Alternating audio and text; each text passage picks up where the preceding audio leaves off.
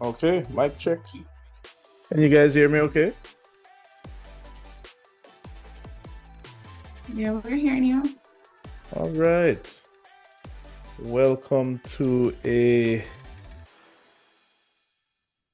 Saturday class, which is not the norm in terms of when we normally have class.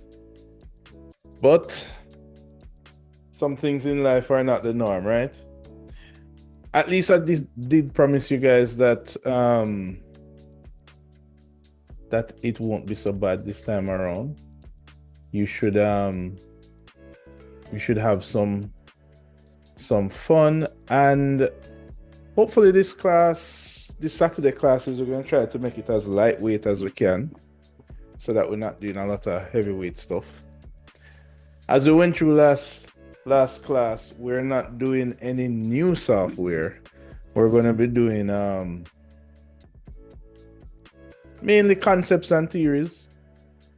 You can pretty much use any software that you want. All right, I see most people are in. Hold on, I'm going to quickly share a little bit. Yeah. All right, so the first thing we're going to be doing today is we're going to talk a little bit about the digital life, right? What best example to describe that than the fact that you're going to have an online class? That means that most of the ways that we're going to be communicating is going to have to be digitally. So, throughout the assessments that we're going to do in this module, we're going to have a digital notebook. And then we're going to be having classes online, so that is also going to be digital. So I guess that's the theme for this this module. So we're going to talk a little bit about I would say designing using digital tools. And my first question I want to know is,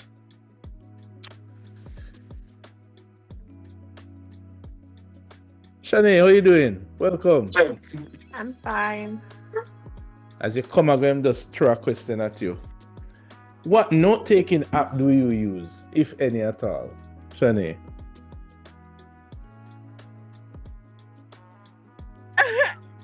I don't use an app.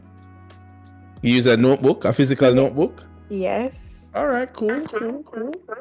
Anybody uses any digital form of a notebook here? Or does everybody use a physical notebook? Use Google Docs sometimes. I can use this Google Doc sometimes. Cool. Anybody else? Notion. Notion. Notion is Apple only or is like anything? I can't remember. It's anything. Okay, cool. Notion. All right. Anybody else?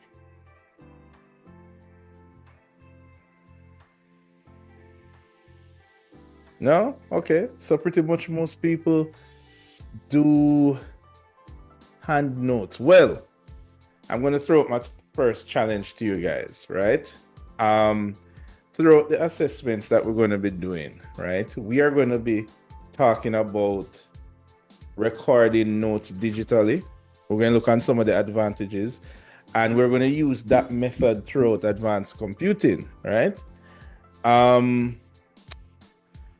I would say that you could use any application of your pleasing, but I'm going to at least recommend one that we'll do in our exercise today, right? So before we dive in, I'm going to, okay, firstly, I'm going to be using the mirror board, as you guys know, right? So let me just give you a quick reminder there. All right, so if you should go to, there we go. Wow, this is a little small. Let's make it a little bit bigger.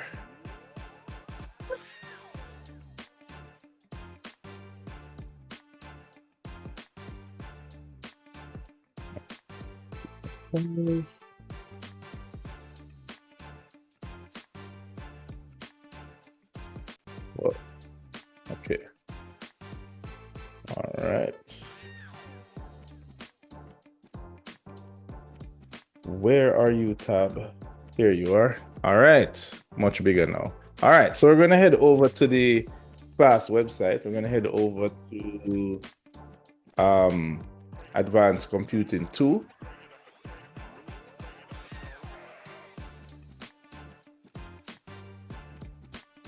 Advanced Computing 2. Yeah, here we go.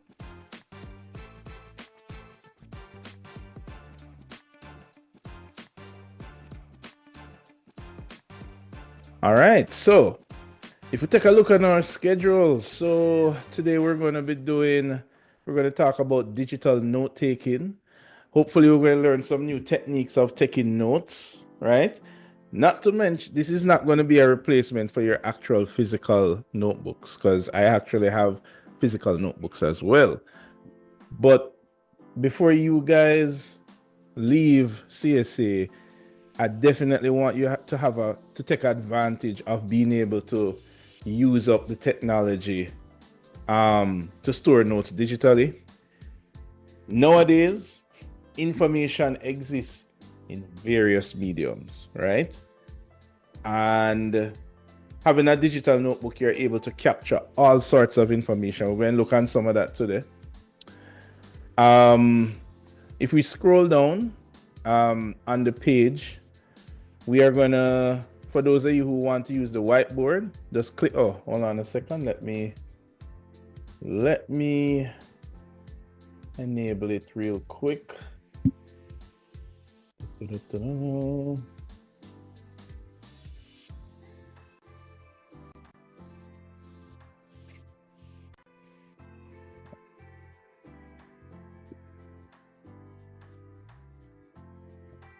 Right.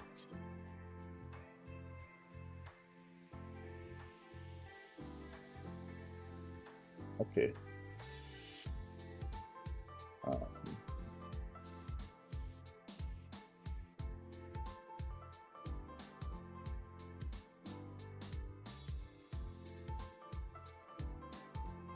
All right. Yep. Okay, good.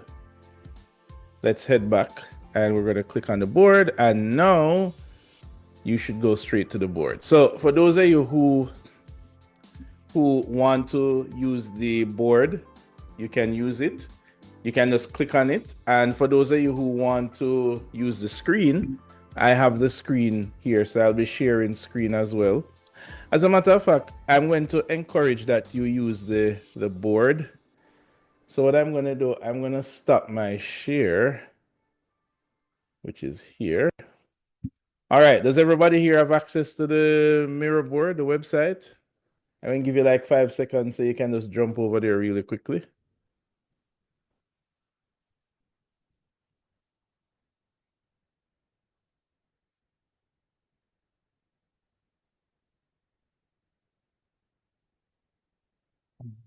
Here we go.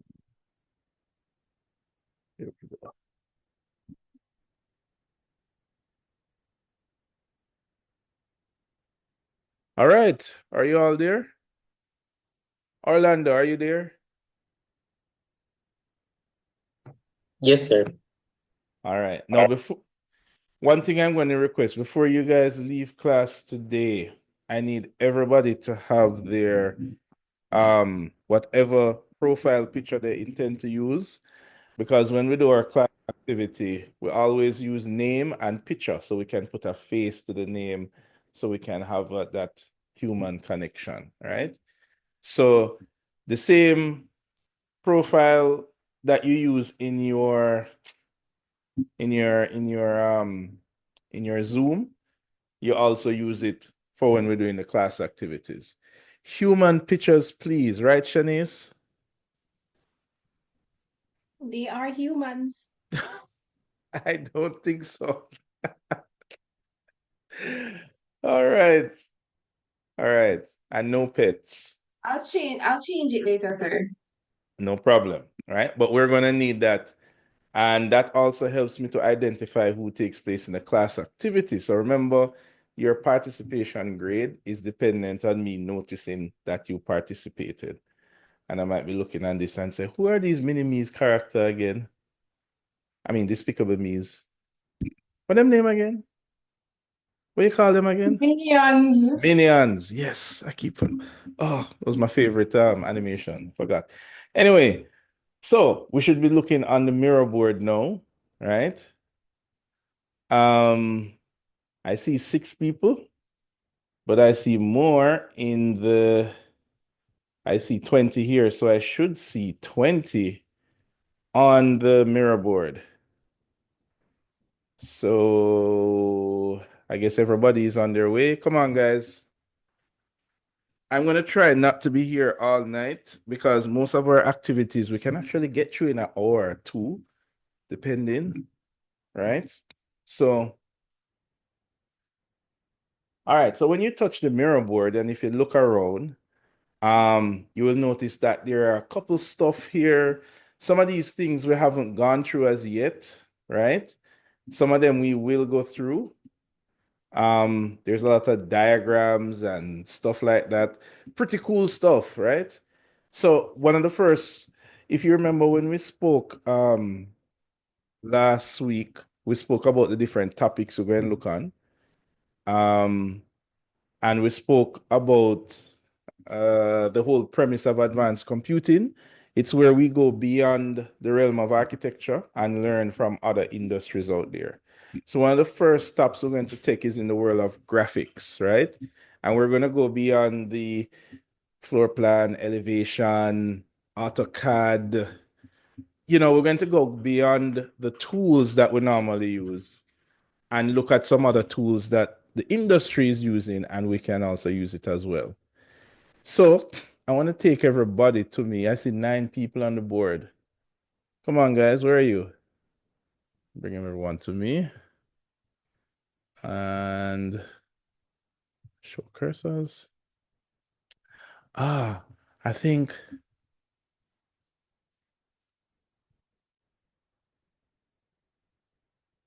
There we go. All right, cool.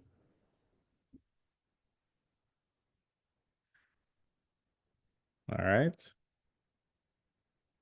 For those of you just coming in, we are on the mirror board. To get to the mirror board, go to the class website. Let me paste the class website link in the chat.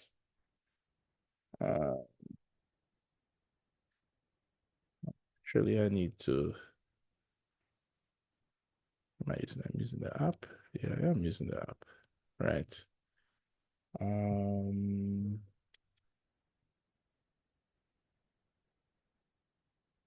Where are those? Here we are. All right.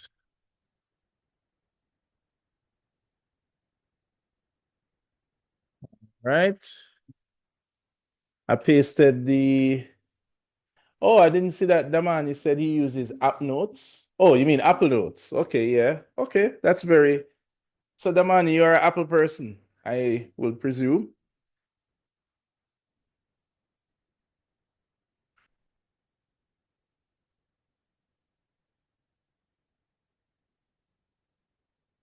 You hear the man?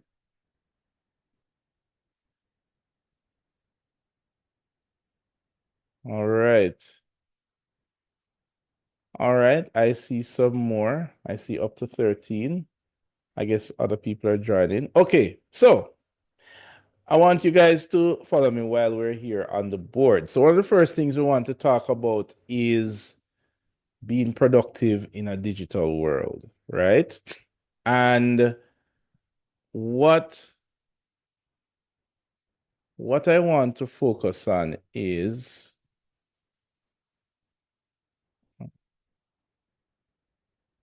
the fact that there are kind of three, I put them into 3 different categories, right? One of them is the fact that we're doing more remote work. So I put something that we speak about the environment, and that has to do with even what we're doing here in our module, right?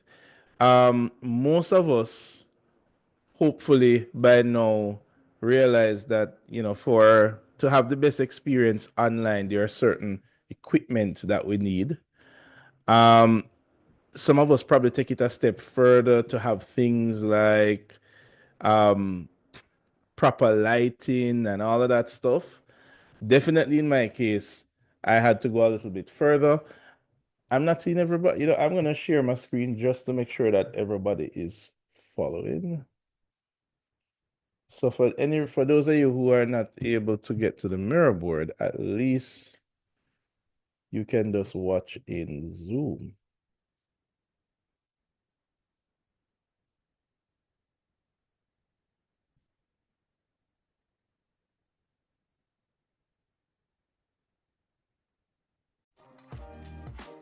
All right, here we go. Right. So one of the first things it has to do with our environment, right? And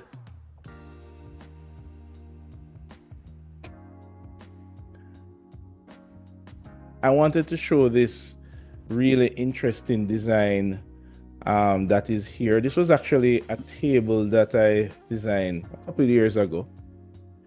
And this table actually has it has network ports. It's on a wheel. It's on wheels, so it could move around. And it was supposed to be like a smart table of some sort, right? I at one point I had used this for teaching. This is what my kind of setup was like maybe 3 years ago, maybe. Definitely after COVID, right? And anywhere from cameras to multiple screens, these are the kind of things that we realized that we needed more and more. Chances are when you go in the work world, some of the places that you go, you will have remote work. So you're going to find that you're going to need to depend on technology more and more, not just in the classroom. Now, the next thing I wanted to talk to you about that also links with technology is going to be the software. And that's where we get to digital note-taking, right? So far, I have a few apps. I think for a couple of people use different apps. We're going to try one today, and we're going to look at what we would call an ideal note-taking app. So in the field that we are in design, right? Any good note-taking app needs to have at least one of these or all of these 5 things. One of the first and more important thing is organization, right? Now, the thing is, your sketchbook is great for translating what you can sketch with your hands onto your notebook. But of course, there's a solution to bring that into the digital world, right? Marissa, what do you think is one of those solutions? If I'm a person that does sketching and I want to carry that into the digital realm, what kind of hardware device would I need? Sir, I would scan the sketches first. A scanner, sir. All right, cool. A scanner, fine. But nowadays, if you want to sketch directly into a digital interface, what kind of technology do we need? Pencil, stylus pens. Right. We need a drawing tablet, right? And the reason that I bring this out to you guys is you're going to find that, especially when you're designing, apart from the information that we can see and we can translate to a paper, there is so much more information that's there. Like, imagine you need to do research on your building. Maybe you're doing a library and you Google the word library or design of a library. I mean, you're just going to be flooded with results. And like any good research, you know, you need to collect and filter and all of these things. Now, the thing is, if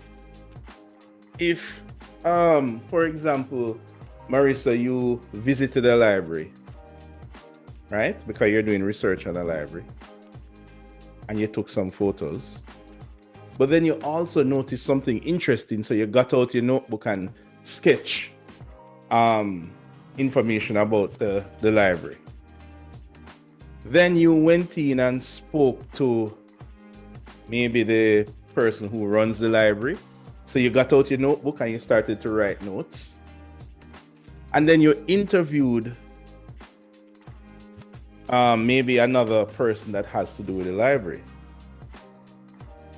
Now, that is already 4 different types of media that you collected, right? Nikkei, how are you doing?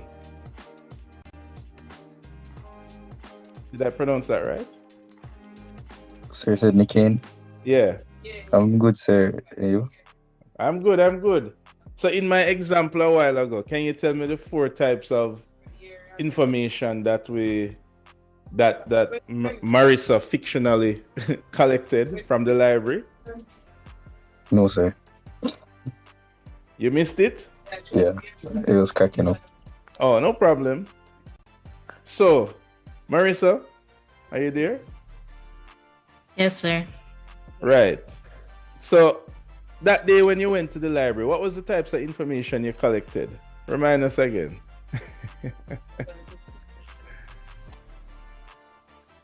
Sir, I don't know, something about architecture. So let me go again. You're doing your research on the library. So I'm doing my research on the library. On a library Okay, design, okay, right? Okay. So you visited a library. You took interview. You took photos, right? You took an interview, that's 2. You drew sketches, that's 3. I'm gonna jot them down on my notebook here. So I'm gonna jot them down here. So you took pictures. What else did you do? You did an interview. Sketches. Interview. So that's audio. You also did some sketches.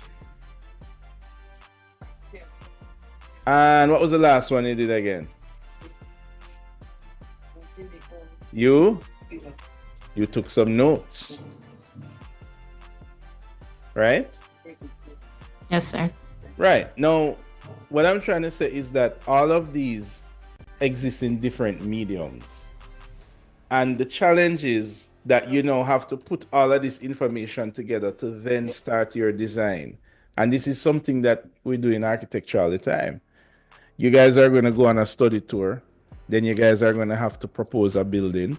So you're going to be doing a lot of photos and sketches and talking to people in the environment and taking videos. And so all of these are different forms of information.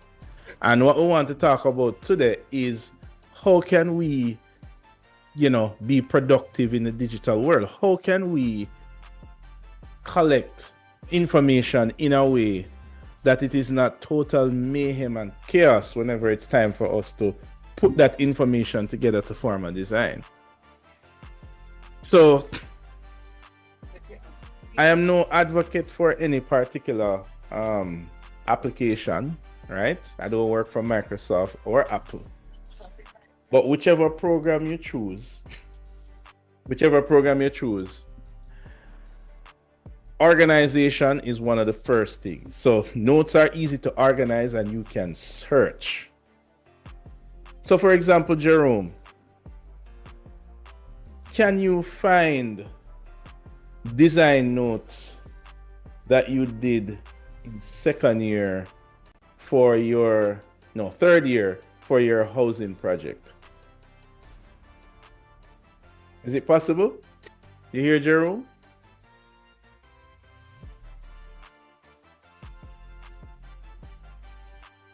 No, Jerome not here? He's here in spirit? All right, let me throw it out to Mackenzie. What do you say, Mackenzie?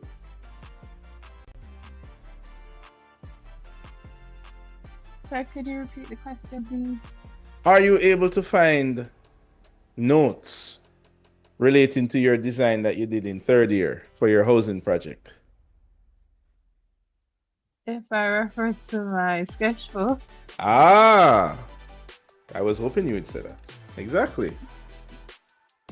Now, if you're going through the sketchbook and you need to find how you approach dealing with the kitchen layout, how would you find that?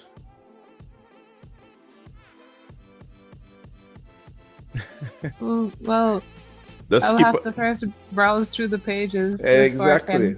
Exactly. Right.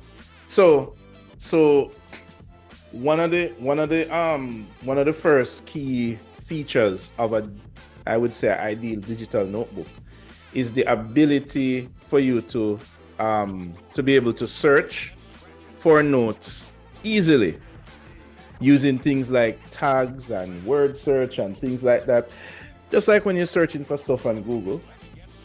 So for example, I dug up one of my notebooks here from school, and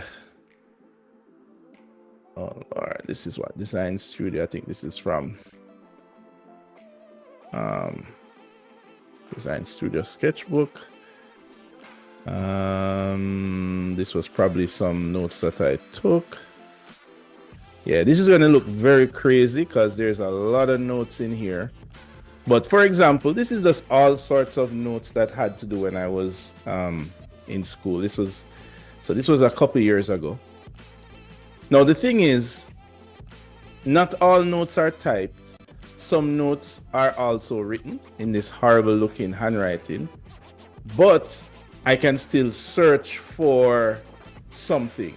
So for example, if I know I did a design and I know I resolved, for example, a kitchen area, I don't quite remember what the design looked like, but I just need to find the word kitchen, right?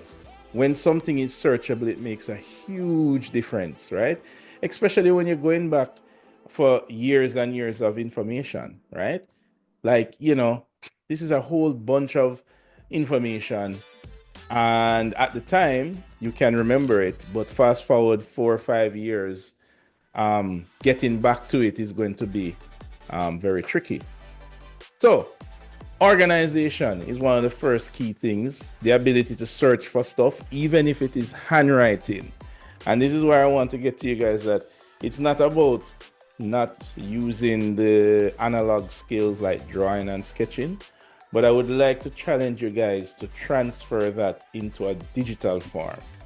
Imagine all the notes that you have collected from CSA. Imagine if from first year, all your notebooks and your 5 subject books was an iPad or a phone with a stylus. Every note that you ever did. It would be like really easy for you to find anything. The next thing is accessibility. So for example, who uses Apple Notes? Damani, is Damani back yet? I don't know. No, not yet? Yes, sir, I'm ready. Right. So your Apple Notes, I believe, can it work? Do you have an Apple phone? Yeah, I have a Right. So when you don't have your laptop on you, you're able to carry those notes with you using your phone, right? Yes, sir. All right. Now, right then and there, have anybody here ever lost their sketchbook? Yes, sir.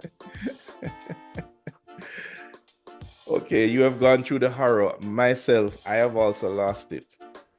Now, of course, in CSA, you have to have a sketchbook. I would argue that maybe you could have your sketchbook on an iPad, but I don't know if we reached that stage yet of acceptance generally. But one of the primary things is accessibility. The fact that it's very hard for you to lose all of your Apple Notes, all of your Notion notes, whatever program you use. The ability that if you just run out of the house to get something done, you just go into a browser and all your notes are instantly accessible. You don't have to email it to yourself. You don't have to say, hey, John Brown, I left my notebook on the desk. Can you pick it up for me? None of that stuff. Maximum accessibility. That is one of the other features as well. Most of you know this already. The other big thing is collaboration, right? You guys are about to go on study tour. Most likely you're going to be dividing yourself into groups. And whenever you need to work together, I'm sure most people here have used, what do we use now? Google Docs. Who was the person that used Google Docs for their notes? Me, sir. Right. So of course, Google Docs, you can collaborate instantly. Everybody can contribute to whatever you type in. Though when you start to have a lot of people, it starts to get a little crazy. But the fact is that you can collaborate. That's what I'm getting to, right? Imagine if, I don't know, Godfrey is on site and her group member, Jerome, is back at CSA. You know, Godfrey can maybe take a picture, sketch something. Jerome can say, oh, I have a reference of this. I know where I found this. And just take a link and stick it right beside that picture. Both of you have collaborated. You have accessibility because you could have accessed the same notebook, even though you're miles away, right? And you're able to organize your notes. This one is super important, multimedia and data types. So remember when, who was it that went to see the library again? It was Marissa, right? I know Yes, sir. I tell in lie I knew Marissa, but yeah, when you went to go to, when you went to the library, you collected different types of information between pictures and audio and all of that stuff. All of that is various types of mediums, and you're able to store all of that. You should be able to store all of that in a central place. That is one of the other features, should be one of the features when you take up a digital notebook. So, for example, you can save images, links, audio, recordings. My notebook here from when I was doing this course, there is a whole bunch of audio recordings that's here. Recording, not just recordings of the, I can't find any right now, but it's somewhere. It's a little bit chaotic, as you can see, but it's somewhere, right? For example, this was a handout that we got, and you know, these are just notes that are linking to the handout, right? Just notes that things that we find on the internet. Some of them is stuff that are typed. Some of them is audio narrations. For example, you ever see those movies where, what do you call those guys again, that deal with the dead bodies? And they say they're about to do work and they say, okay, this is John Doe. I'm about to commence operation. You know, and they put all the recordings on the little tape. um, the same kind of thing. But you are just making some notes to yourself. How many of us speak to ourselves every day? Right? You need to save. That is also a type of information. Right, Daniel? That is also a type of information. So imagine you're in a class and you've just gotten an assignment. You don't really understand it, but you ask somebody next to you or you ask the teacher and the teacher explained it. If right then and there you don't capture that information, it's just going to be gone with the wind. And whether you want to capture that as a recording of what the teacher is saying or you just whip out your phone and do a recording. Now, one of the other things as well is going to be editing, revising, and archiving. This one is a little bit different than organization. Archiving means that you can find it after 10 years. Okay, not so much, after 5 years. Though I do have notes from 10 years ago. It's quite interesting. And when you get a little older, like myself, and you do something and you start getting deja vu, like I did this already. Like somebody come to you and say, how can you resolve this design? Or what are the spaces that make up this particular design? And you say, hold on, I did this already in Mr. Williams' class 3 years ago. How nice it would be just whip up your phone and just type Mr. Williams. And then everything relating to Mr. Williams, oops, comes right up. Right? So that is what you call archiving, right? So these are, I would say, some key features, right? And, I'm telling you guys this now because this stuff only comes up like years maybe after maybe you start working or maybe you come back and do your masters or whatever your case is. And it's just like after maybe a couple years pass, you realize, oh crap, I needed to have saved all my notes somewhere.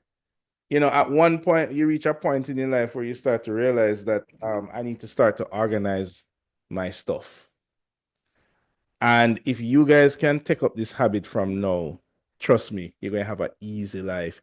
If you go on to do your masters, oh gosh, easy life.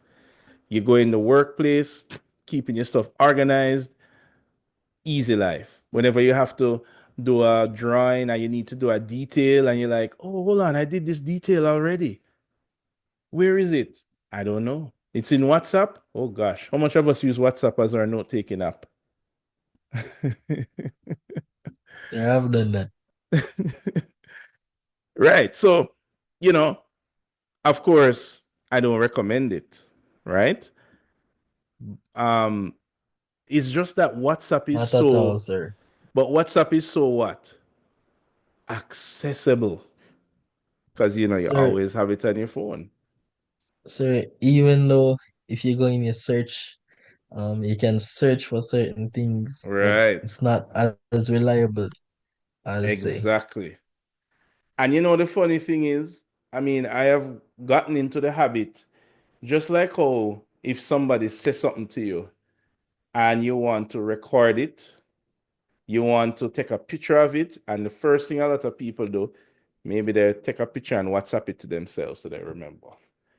If you think about it, if you have a good note-taking app, it's right there beside WhatsApp. So you just need to practice to do that, right? Right. Now, we're going to go through a little example today. Hopefully we do have some time.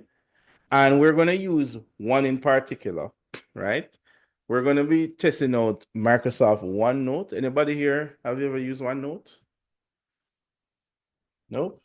Yes, sir. Okay. All right, Hubert. And we're going to be testing that out. No, you don't have to. I don't work at Microsoft, firstly. What did they say in the YouTube videos?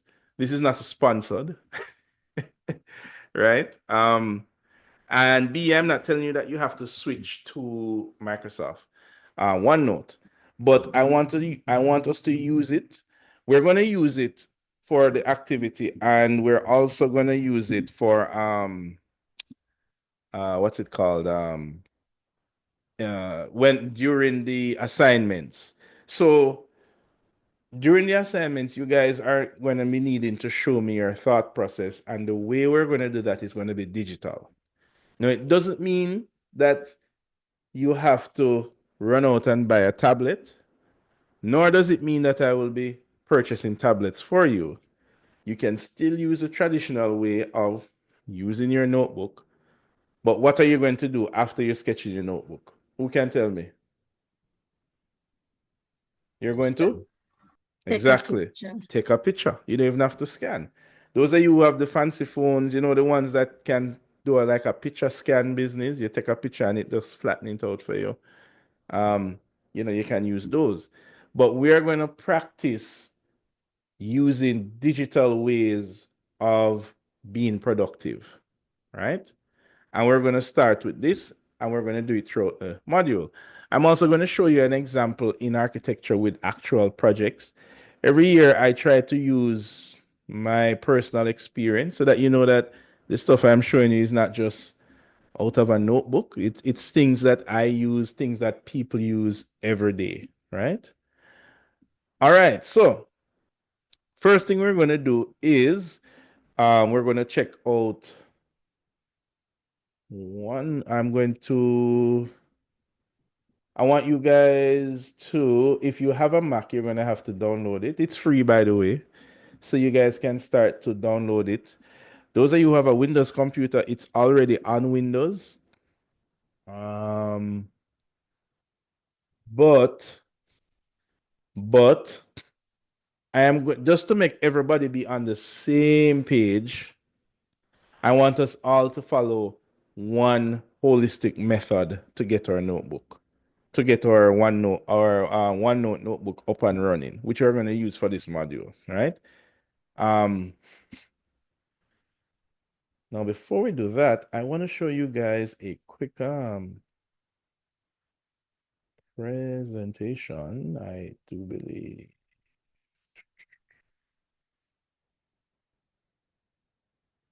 Here we go.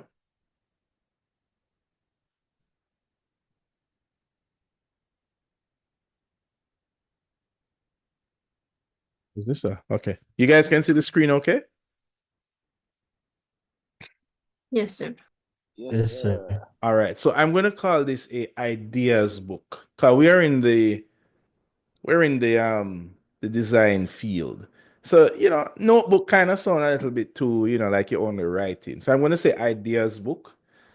Now, as a designer, guys, it is you don't know how important it is that you document stuff that you see.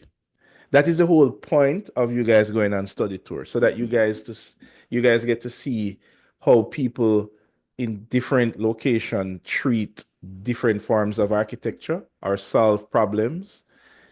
And you must capture all of this information. Now, don't do what I did back in the day when I went to study tour. Of course, everybody capture information. I mean, not everybody did have a fancy smartphone. Back then, we did still have some 3310s. Anybody know what's 3310s? Is it that bad? No? Yes, it's that bad. Oh, wow. Got the bangers. Yes, it's Yes, what you refer to as the bangers that you play Snake on, right? So not everybody, or I can't recall who had a camera phone, but a lot of people had digital cameras because digital cameras was still good. The little funny ones, not the fancy ones, right? Um, anyway, at the end of study tour, there's a massive folder of pictures.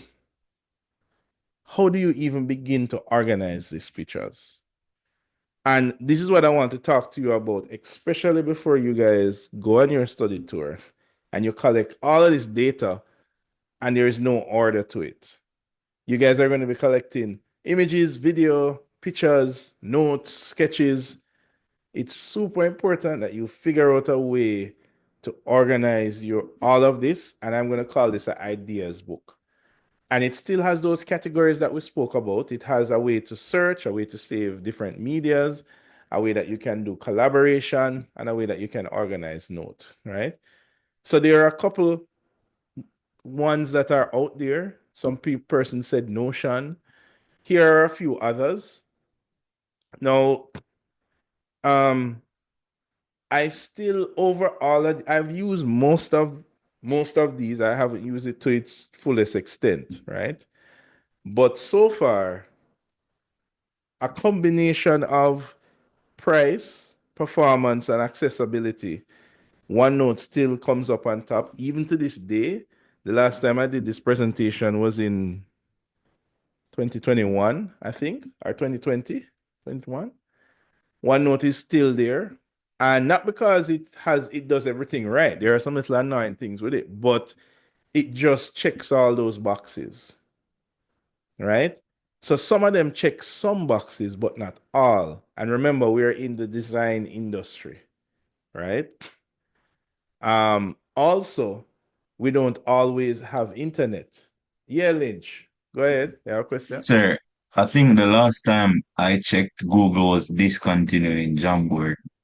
Exactly. So I need to remove that from the list. Right. Um, so yeah, so also it's also longevity, right? Jamboard is discontinued. I don't know if Evernote's still about. I think they're still around. But I mean, I used to use OneNote more than 15 years ago. I mean, the likelihood of Microsoft going down, I mean, is pretty low. And Microsoft is who owns OneNote. It's completely free. Some of these cost money. So you definitely want something that is, well, I would say on the more cost-effective side. Anyway, and of course, I want to talk to you about multimedia note-taking, right?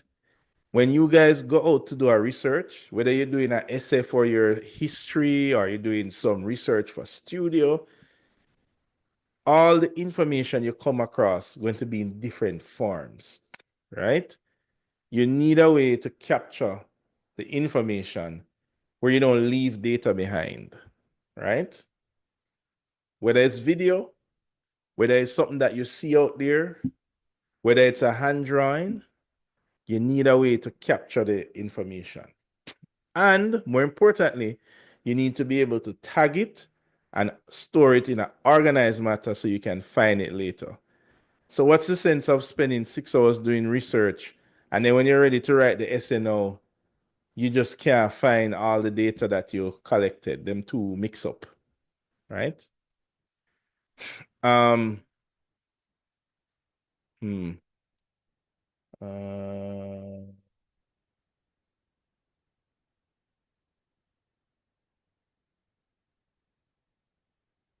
okay, I soon find back the video that was here. Anyway, so um, of course, this is updated because now we're on Windows 11. But we're going to be using OneNote to do an example of this, and I'm gonna run through this for you. So the first thing we need to do is we're going to create a notebook. So we're going to go to this is where your part comes in, guys. We're all going to go to OneNote.com. We're just going to make a new. All right, if you have a Hotmail already or a Outlook or an email already, you can just use it, right? So we're going to head over to, here we go. No, not that one. Yeah, here we go. Right, we're going to head over to onenote.com. Now, even if you have OneNote on your device, we're still going to go online to create the notebook. And the reason we're going to do that is I want you guys to be able to share the notes with me. I don't want you to use an existing notebook. This notebook is going to be for the purpose of advanced computing tool. We at least have 2 assignments to go through where we're going to try out using OneNote. And I don't want you to have an existing notebook and then you share your whole life story with me. I don't need to know your life story. So we're going to create a new notebook. If you already have a Hotmail or a Outlook account, then you can go to OneNote. Then you can go ahead and use that one. But you're going to create a new notebook. Now, the way I suggest to do it is you can go to onenote.com. You're going to create a new notebook. So I'm going to go to one of my logins here.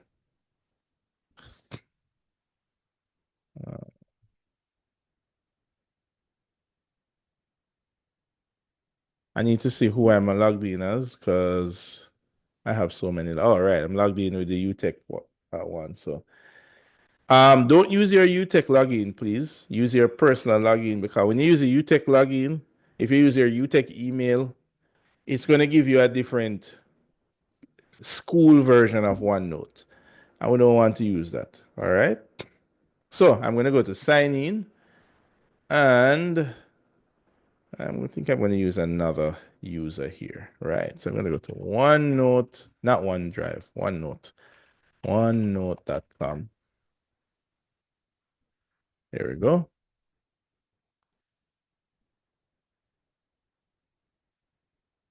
All right, lovely.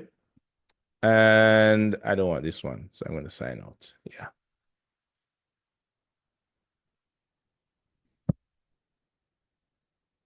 But if you don't have a Hotmail account, just make one. It's free and easy, right? All right, so everybody needs to have an account ready today in order to have participated. So let's do this quickly. .com. Go to sign in, and I am going to, where is that thing? Okay. Come on, internet.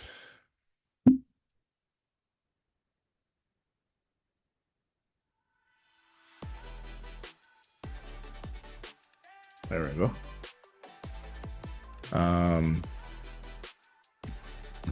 Creative Masters at hotmail.com. All right.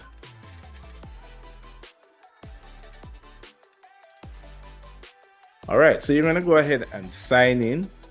Now I have a bunch of notebooks, of course, because I do this every year, right? But when we sign in, you should see a page like this. Any questions so far, guys? Are you following?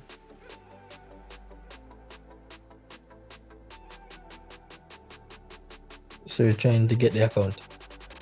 Okay. All right.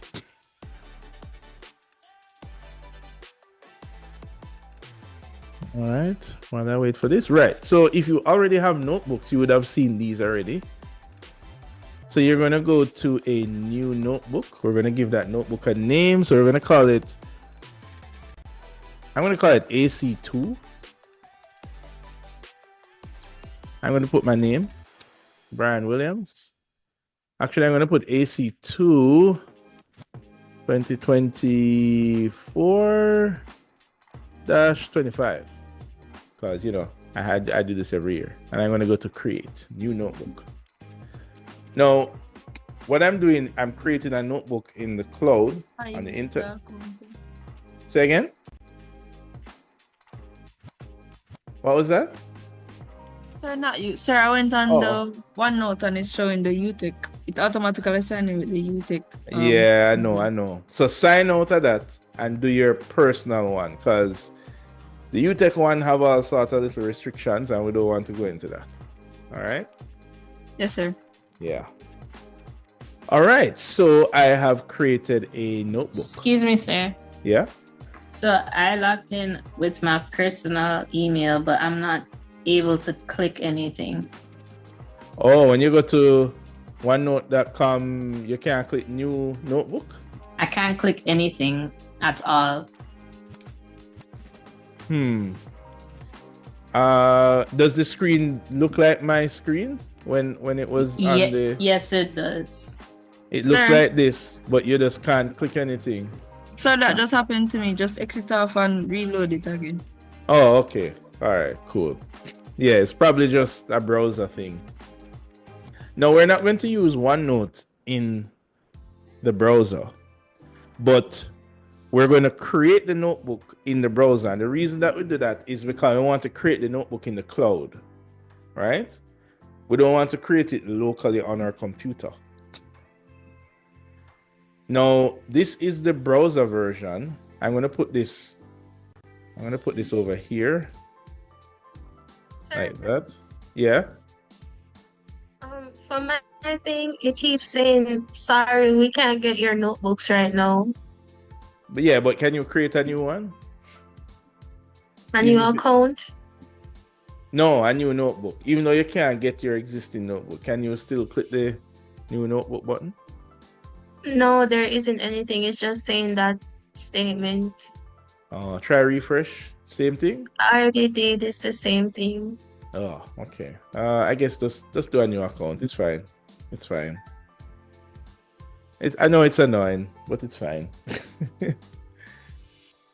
All right. Now, when I go on my computer, or when you go on your computer, what you will notice is that, let me get this here. Right.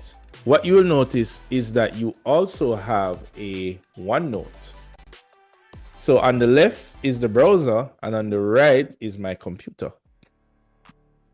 Now, when I open OneNote, when I create a new notebook in the cloud, I can also use it on my computer. And this is the other advantage of OneNote. You don't need the internet to use it, right?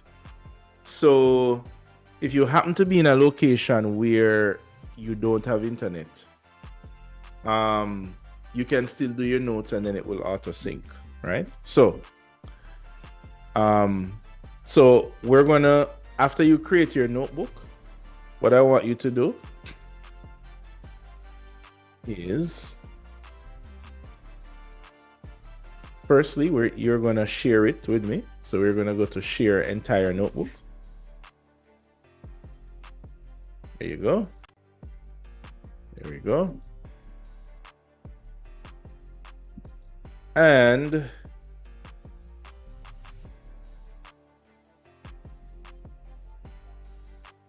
we're going to be using this throughout the semester. All right, so you can just send it to my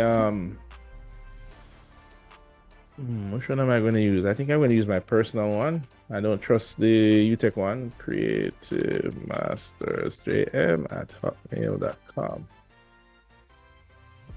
Oops. Oh man, I wanted to copy that. I'm going to paste that in the chat.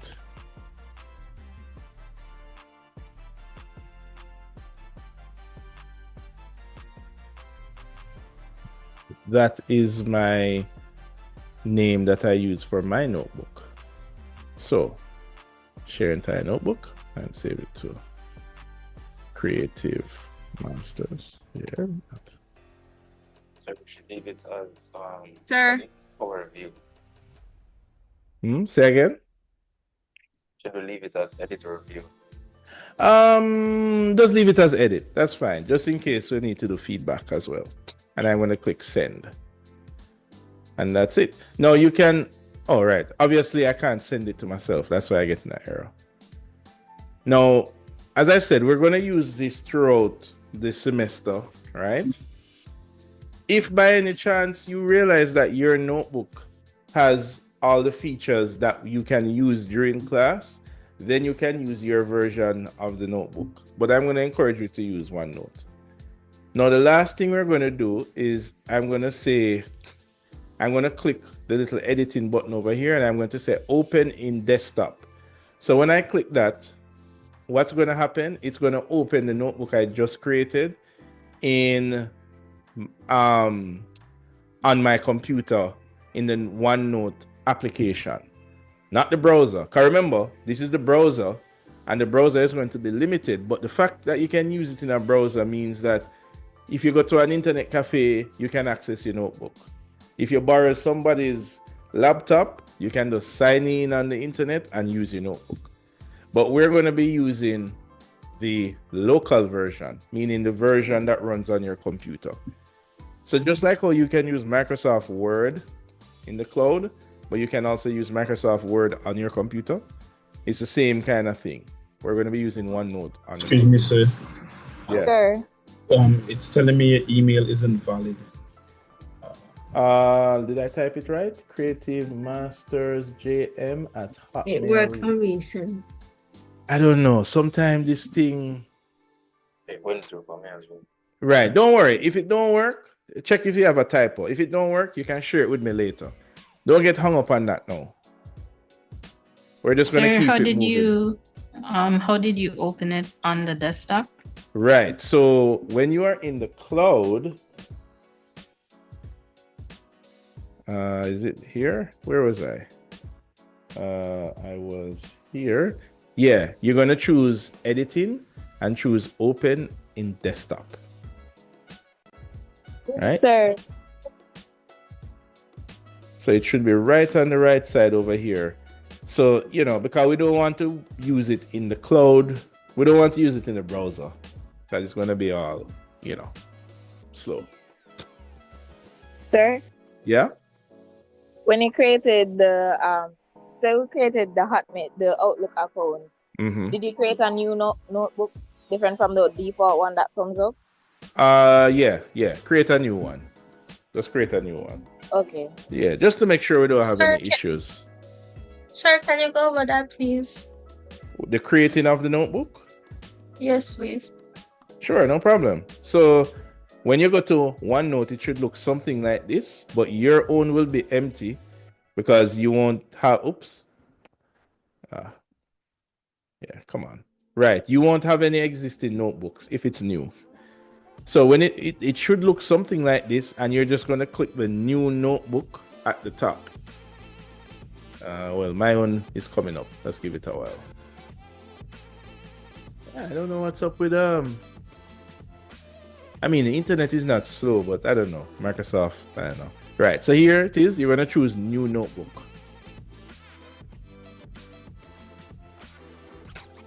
Now, I'm going to show you a recent project that I did, and I used it in OneNote. So let's say, for example, you're working on, I don't know, some kind of architectural project. In this case, I'm going to use one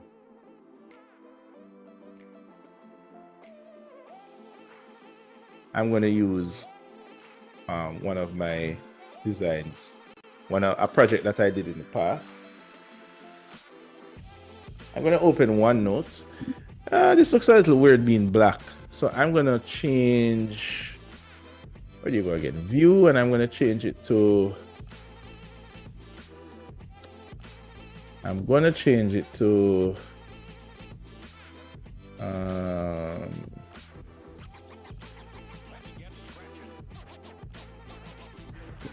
where is night mode? Switch background. Yeah, I'm going to change it to white because it looks weird having a black page. All right. Now, let's say that I'm working out. Let's say I'm like, I don't know. My task was to create a villa design, right? Maybe it's an assignment that you got. Maybe it's design studio. So what I'm going to do, on the left side here, I have my pages. So I'm going to call this page Villa Design.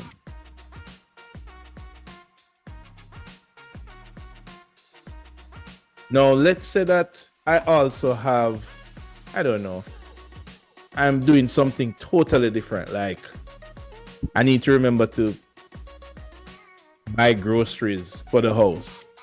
Well, I'd probably put that, well, let me just say relating to school. I need to buy equipment for design studio.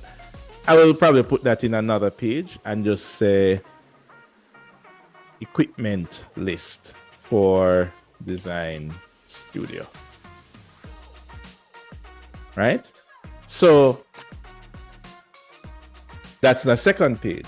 And then of course, I can do whatever on this page. Now back to my villa design, right? Now let's say I want to just sketch this out here. And maybe you don't have like a notebook, like a what do you call it? Like a tablet with a pen. But you just want to quickly jot down some ideas. So maybe you say, okay, let me just do a quick drawing here. If you're not all that great with the mouse, I'm just going to use some shapes. Oh, every time they change this thing up.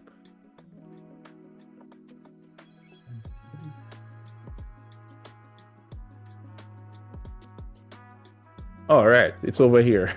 Because they used to have a ribbon, but they don't have a ribbon anymore. Anyway, I'm just going to use just some basic shapes here. Now I can zoom in and zoom out using Alt and the mouse wheel button. And it's not exactly like using AutoCAD or Revit or SketchUp or whatever. it's a page, but it's an infinity page. So I can zoom all the way out till you can see the title is so small, and I can zoom all the way in like that. So I'm free to just put stuff wherever I want. So let's say I'm just doing some ideation here, and I'm saying, okay, in my villa, this is going to be my living area. I can click in here. I can click anywhere on the screen and write, and they're going to always show up in these text boxes. And when you move it, around, you notice everything kind of moves kind of on a grid. So if I move this, you're going to see it snapping. That's just the background grid that OneNote has. You can show it by going into, this is under the draw tab. I can show grid. Now everything is on a grid. If you're a fan of the whole grid thing, I think you have dots, you have rule page, and you have a couple other stuff, right? Anyway, now let's say that, okay, I want to have a deck at the back. So I could add another shape here, another box. I'm just doing very simple shapes here because I'm not trying to draw something in like a full-on design. I'm just doing some ideation. I'm going to use the pen here, so I'm using the mouse, so don't judge me. And let's say this is here, and I say, okay, maybe this will be the deck that's here. So I'm gonna just grab the pen tool. I'm just gonna click somewhere. Just click over here and write deck. No, you don't have to follow me, guys. I'm just showing you an example here. Now I can highlight all of this. I can move it around. I can reposition it.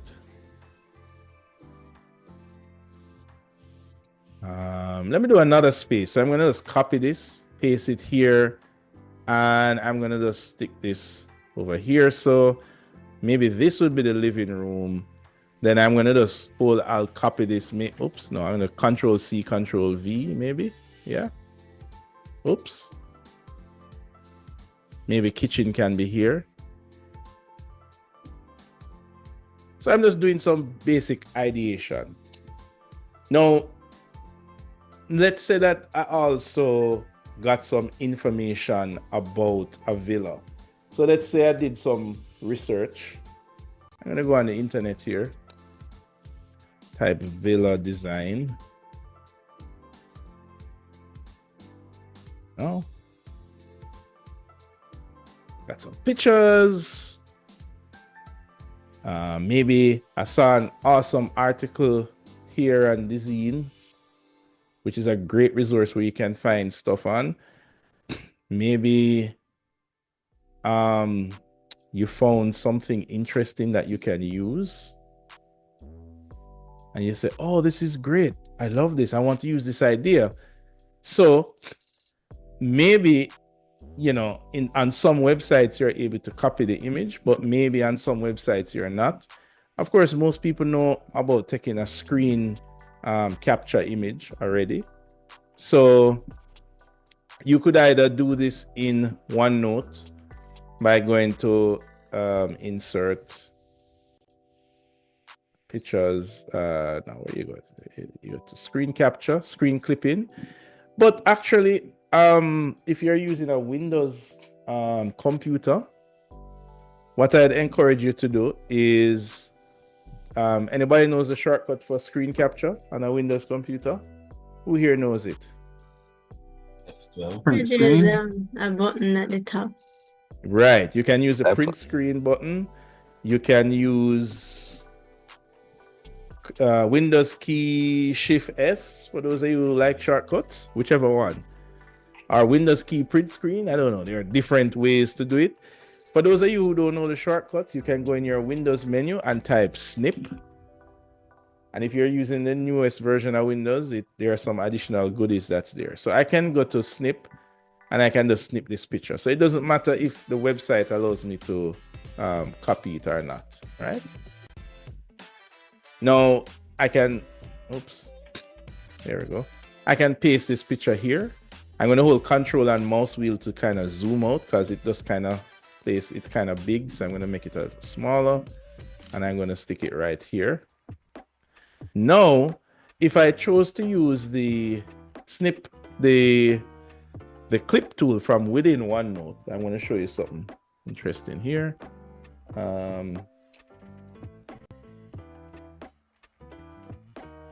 If I can find back my tab. Oh, here it is. Right. So I could go do it the long way, which is to go to insert, I believe. And then I'm going to go to insert screen clipping. And I'm going to clip this here. Now, when I do it using that, it gives me a little date and time along with it.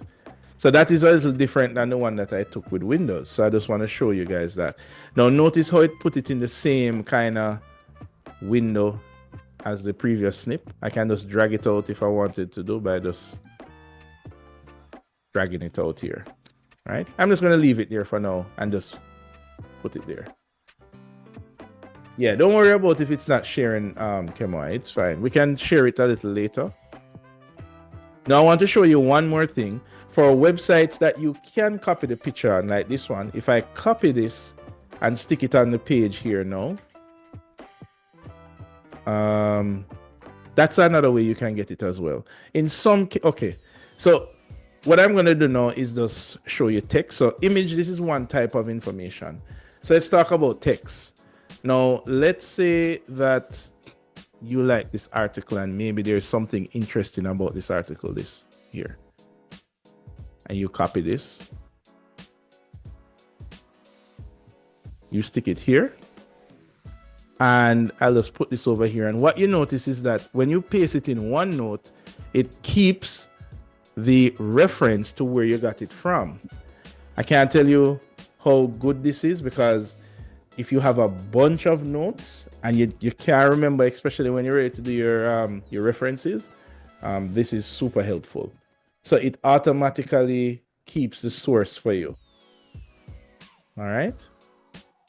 So let's say that this has to do with my villa design. I have some text here that I did some research and I have some photos that is here. Now, in addition to this, what I suggest is that on top of this information, you also do your sketches. I'm going to zoom out a little bit. I'm going to carry this further into the page.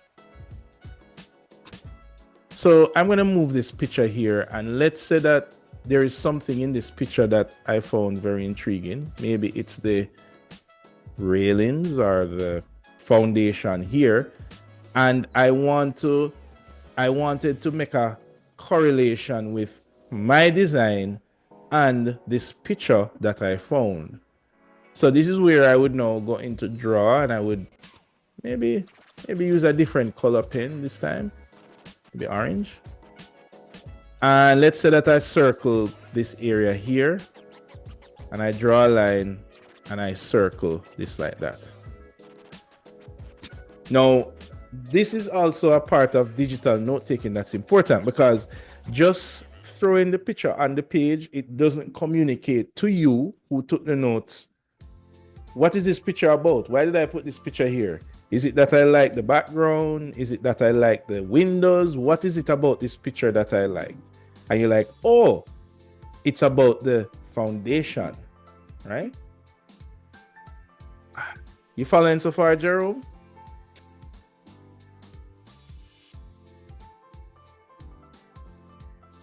So far, sir. Right. So the lesson here is about now linking the information, like visually making notes to tie the information together.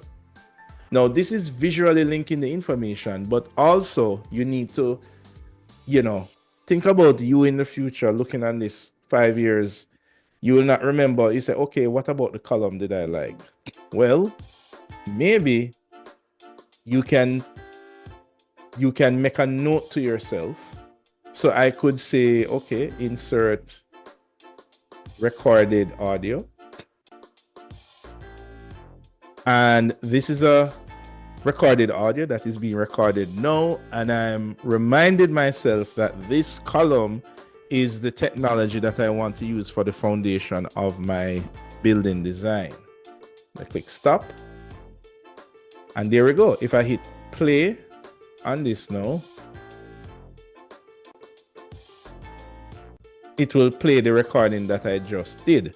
So now what I want to do, I want to link this to this information, because you don't want to just throw it anywhere on your page. Now I could just stick it over here, but I want to encourage you to use drawings and arrows. In this case, let's use an arrow. So I'm going to go over to, where do I go again? Draw and shapes. And then we have some arrows here. So I'm going to just click this and draw arrow here like that. So now I have linked a note to myself talking about this foundation, and I link that to the building here, right? All right. Now I'm going to show you guys another technique. I call it rabbit hole note taking. Now this one is a secret weapon, guys. How many of us have gone down a rabbit hole that started from a Google search? Anybody? Nobody? You're doing your research and you... It's more like a Pinterest search. Or like a Pinterest search. But this time I'm focusing on information, right? So you find something, and that thing pointed to another thing, and you followed it. And that thing pointed to another thing, and you followed it. So it's important that for your digital note taking. So for example, when I look on this from here from the zine, right? And I see that it's speaking about the name of the studio here. When I go to the studio, oh crap, it's no longer. Let me see if there exists on the net. Oh, it's a different, oh no, they don't have it. Okay, fine. So let me go to images here. Go back here. Okay. All right, so let's say I want to grab their location, and I grab this information here. Well, when I go here and I drop this on the page, maybe I format it a little because it's looking kind of all over the place. Of course, it has given me a reference here so I can find it. In this case, I don't need it. Maybe I just wanted to look for the phone number of the studio. Then you always have to remember to tie the information together, right? Always do that, because when you go back to look through it, it's very easy, because notes are digital, for you to not be able to follow. You know, why did I paste this here? You're like, oh, because it's the name of the studio here. So you can do that either by just doing a simple drawing, like sketch like that. Let me use red. And just be like that. All right, so far we have used text and links and audio, right? Now, let's say that I reach a little bit further with my villa design. So let's say that I think I have a model here, right? This is a model I sketched up a couple years ago. No, not a couple years, a couple months ago. I don't remember. And let's say that you have carried your design even further. So now I'm in SketchUp, and I want to make additional notes here. Now, of course, I can take a screen snip again, right? So I can grab this. I can, undo that. I can just drop it on my notebook. Hold Control and mouse wheel to zoom out. By the way, if you don't want to do that, I think you can go to View, and you can just use the zoom plus and minus. Let's make it a little smaller. Now, let's say that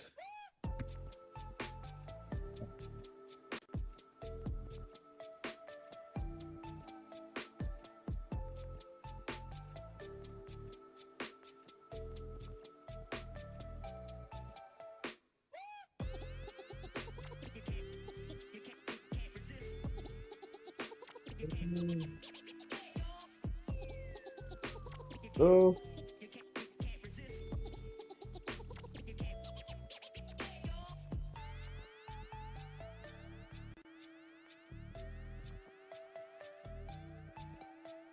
Come on, today.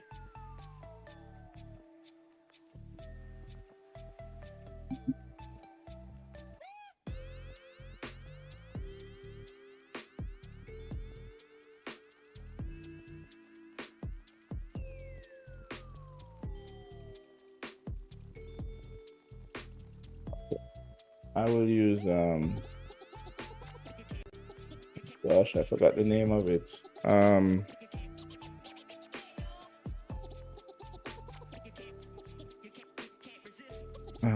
Visor, right. There we go. Yeah, I won't use that one. I'll use this one.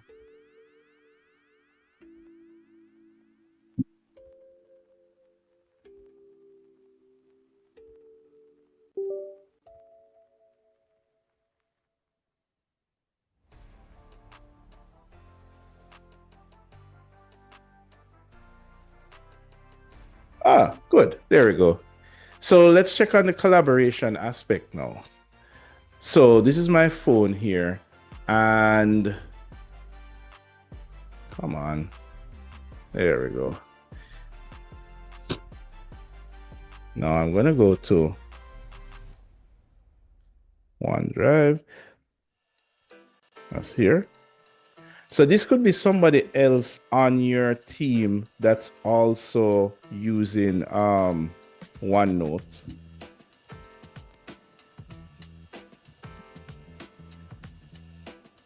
Oh, no, I'm going to make a new notebook. What I'm going to do is I'm going to, should I link this earlier? I'm going to go to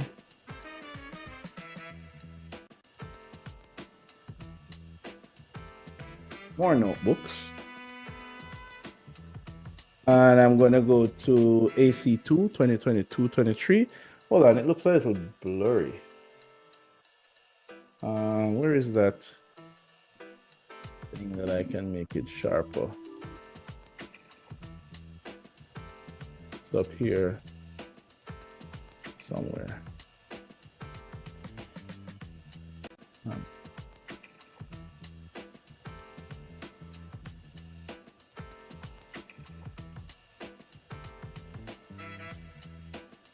Okay, I will find it another time. It's somewhere. Anyway, the fact is that I just wanted to show you that it will pop up on another device. This is talking about the collaboration part of it now. And I can open the notebook here.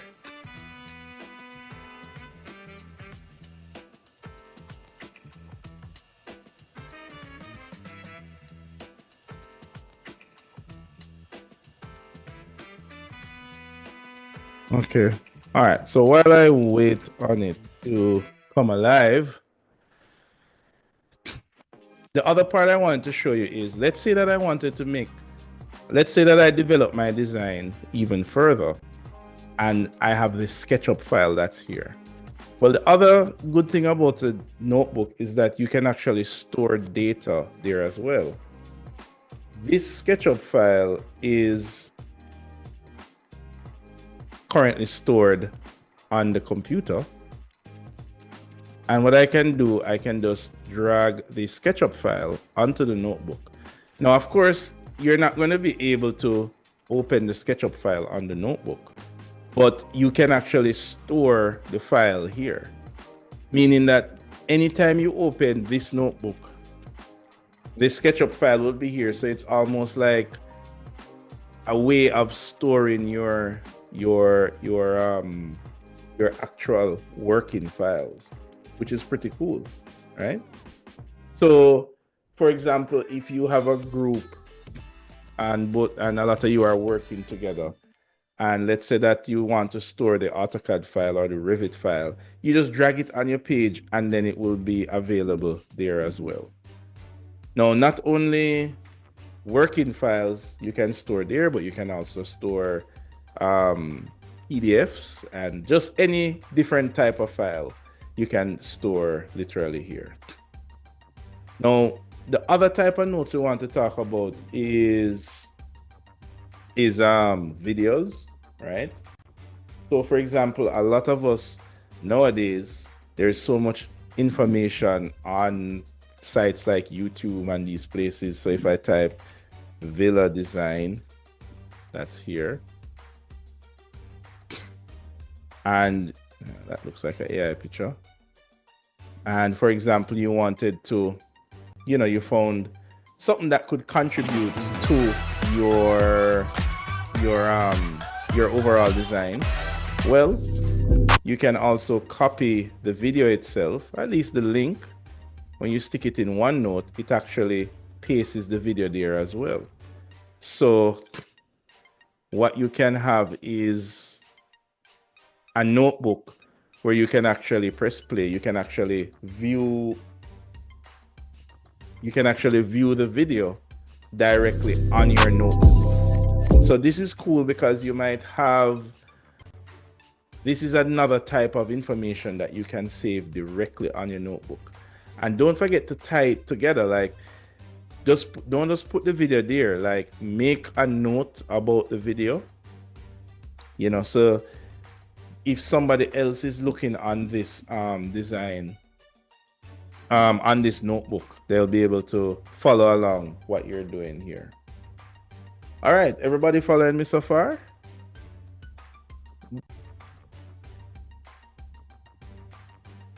Following. All right, great.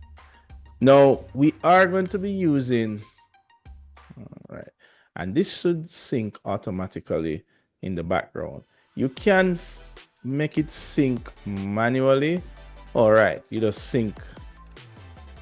You just press this sync here in case, because I think it syncs automatically after a certain period of time, but you can just click sync if you don't want to wait for it to auto sync.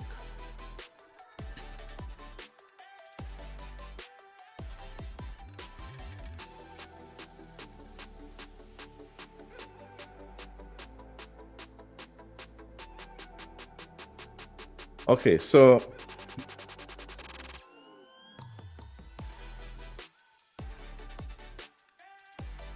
all right, so back to the collaboration aspect of it.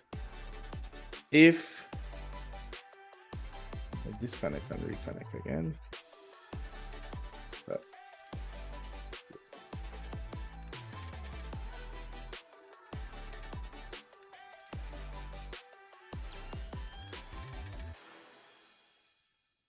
Oh, I didn't log in. That's why it was looking blurry. Okay. Okay.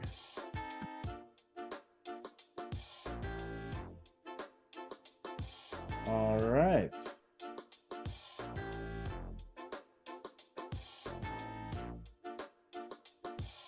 I don't know why it's still, oh, here we go. Enable. Ah, nice and sharp. Okay, you guys can see the screen now. So last part I wanted to show you, because for those of you who have a tablet device, so in this case, I have a tablet that's here, and I could be on the road, I could be doing a site visit, you could be on your study tour.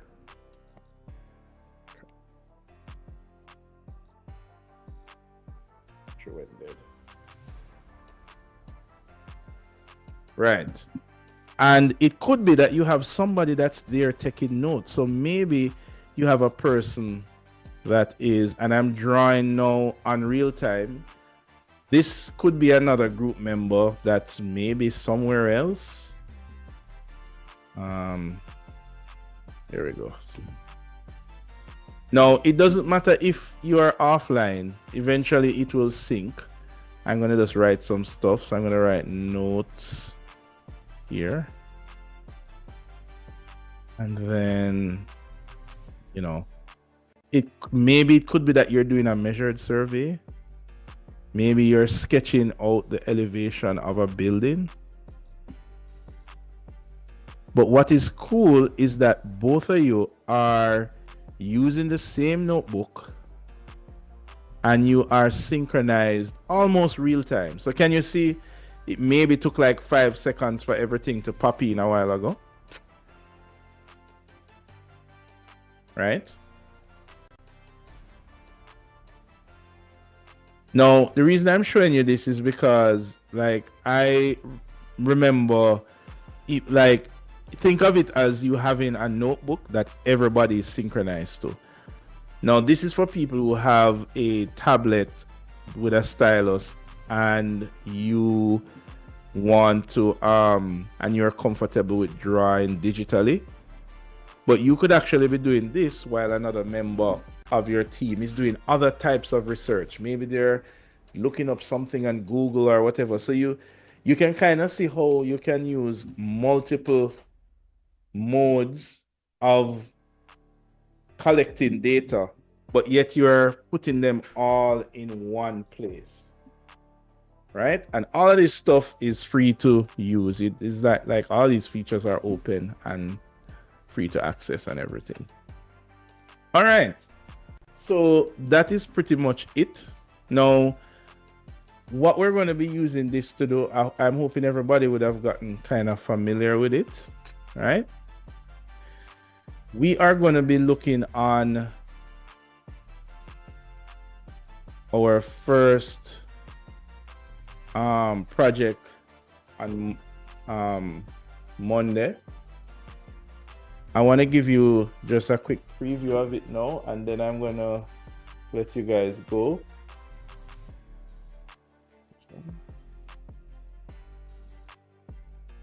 Oh, well, we got a little time. All right. But right before I do that,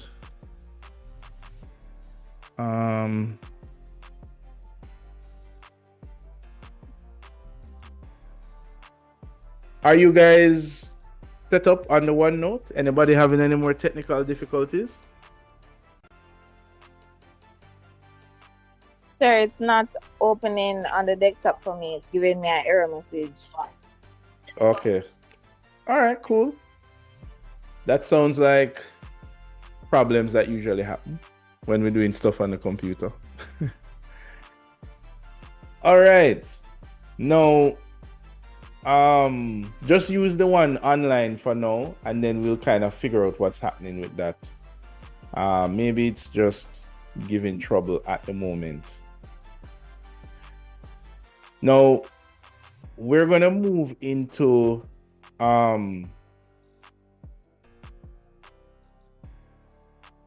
our first assignment, but before I do that, I want to make sure that everybody is connected. And we also have to make sure did anybody get the invite to the Zoom list, to the Zoom group? No, sir. All right. So we want to use this class to make sure that we're all connected, so we're not having any issues when we get the ball rolling, right? So I'm gonna send out that invite to you in the meantime, just in case it take a while. Oh, before I can send out the invite, guys, you guys need to register for the class site. Here we go. Right, did everybody go on the class website and click here? Fill out this.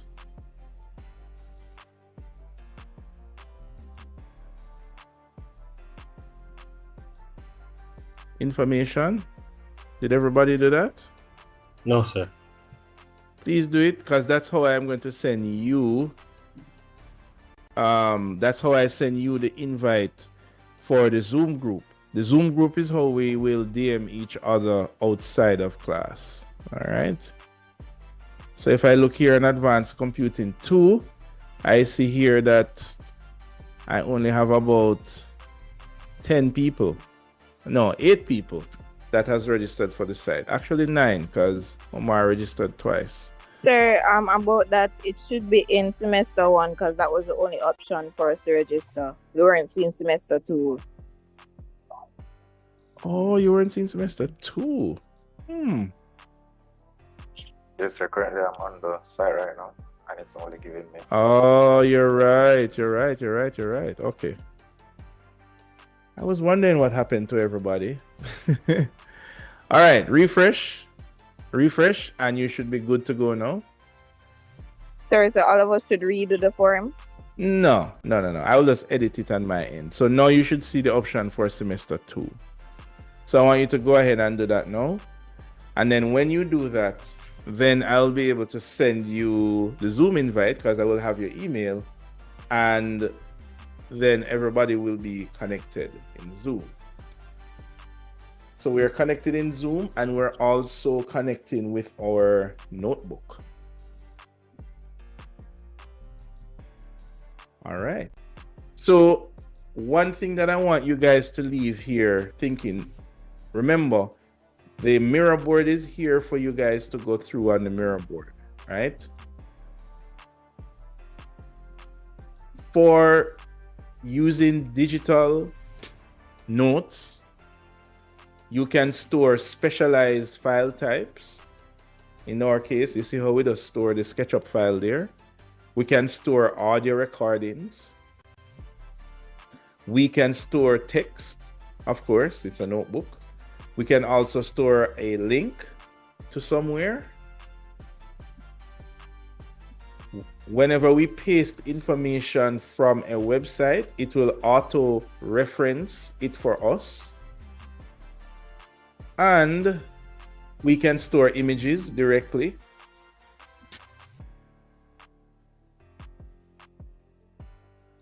And we can embed video.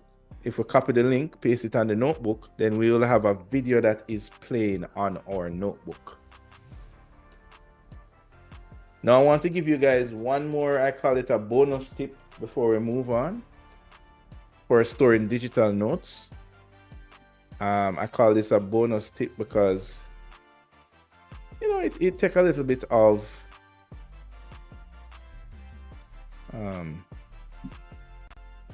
it takes a little bit of a clever use of features, right? Now, a lot of us maybe use YouTube, for example, or some video site. Maybe there's something in that video that we want to use or that we want to reference. But suppose you're looking at a 1 hour long video. Now, for those of us who are very techy, you know, we can probably download the video, then put it in a video editing application and trim it, encode the video, and then you have, I mean, that is a bit of work, right? I want to encourage you that whenever you find any information that you want to capture in whatever research you're doing. So let me go back to this video as an example. This video is 27 minutes long, but maybe you just wanted, well, you definitely didn't want this ad. The new GoDaddy Arrow has AI marketing tools to help Okay, good, By right? incorporating Maybe you some just wanted unique to and capture intriguing this details of in its the own. video, The but it's not facade an of image, meaning like, you know, you could take a screen capture of the an video, overhanging cantilever, but maybe is you don't faced want with a large single frame. Maybe you want to capture a section, but just like 5 seconds. So what I want to encourage you to do, if you type snip, or you can do the shortcut. How do I do this again? Windows key plus. Yeah, and zoom. Okay. Zoom in. Yes, good. Everybody can see that zoomed up, right? Guys, are you seeing it big on your screen? Yes, sir. Yes, sir. Right. I think if you're using Windows 11, your snip tool should be updated where you can snip images, but you can also snip video, which is really cool. So what this means is that you can just let's put this over here. Right, you can just hit play, and let's say you want to capture only a section of the video.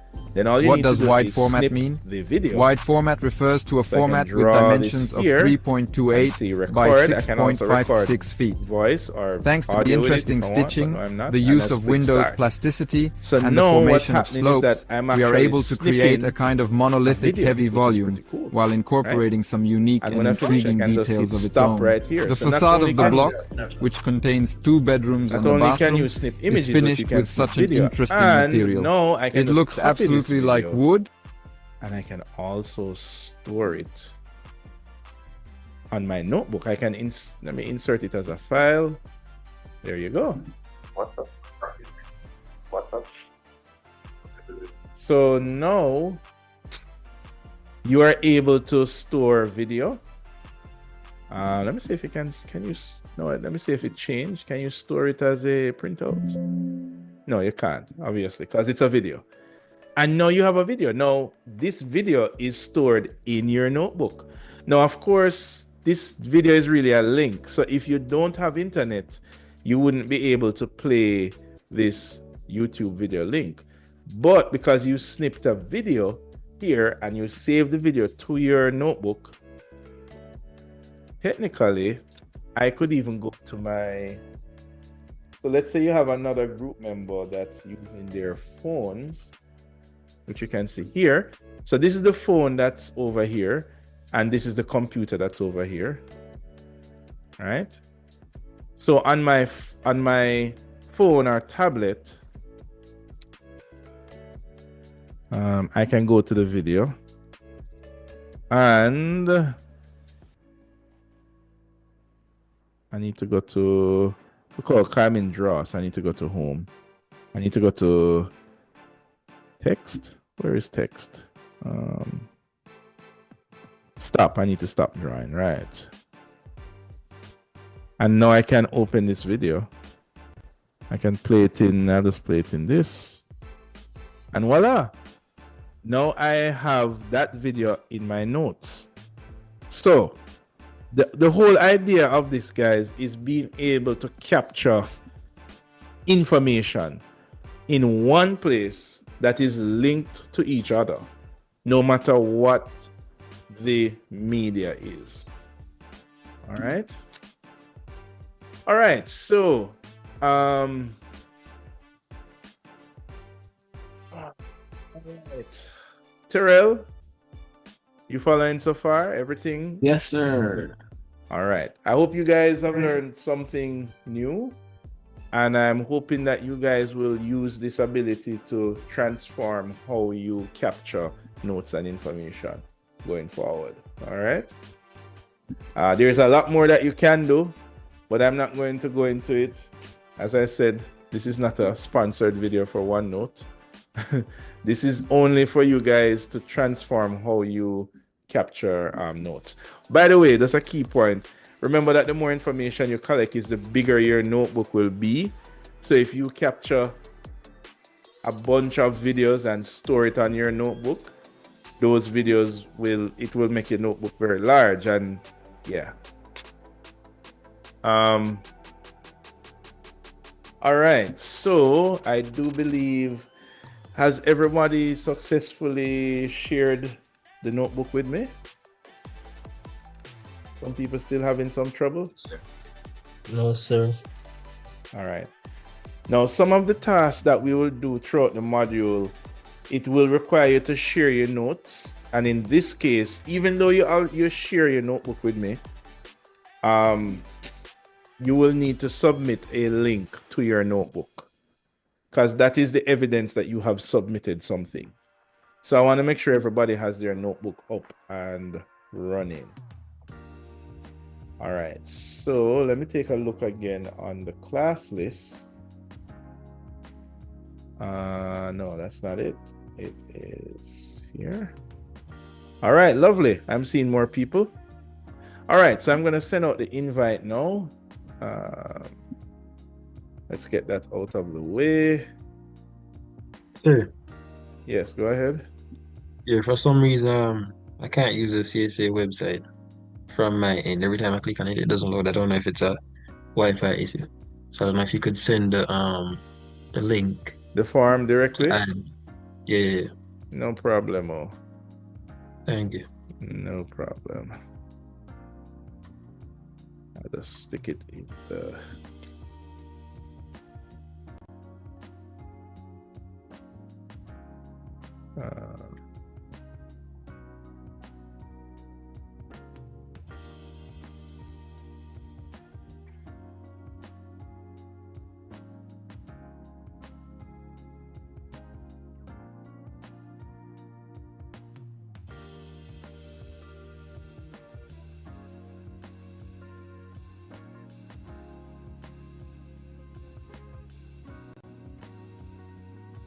All right, you should have the form there. And I'm gonna send out a invite now. So add members.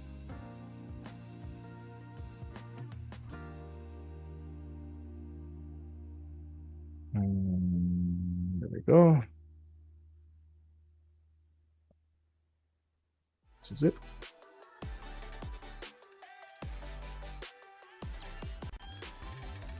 So remember, some of us are in the semester one group.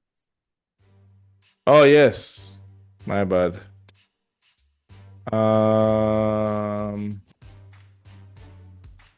right. Yeah, thanks for reminding me.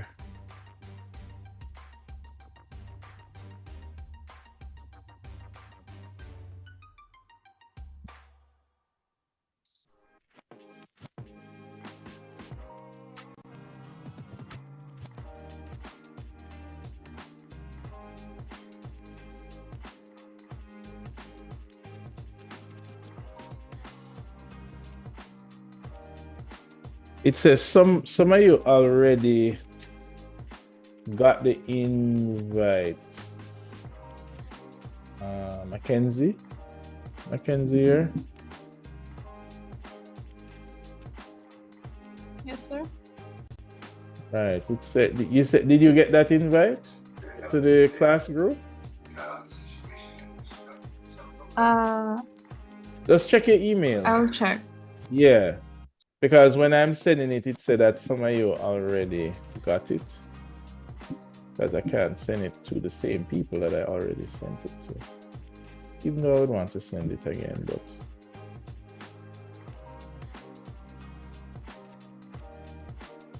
All right. I don't see anybody in the group yet, but.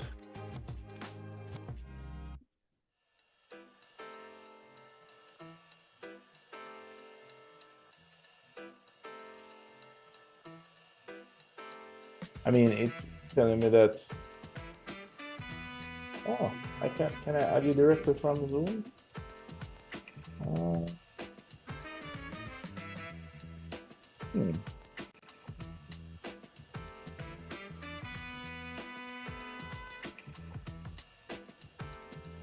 No, I think you have to accept the invite. I think that's the way you have to do it.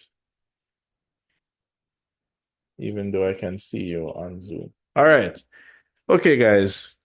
Now,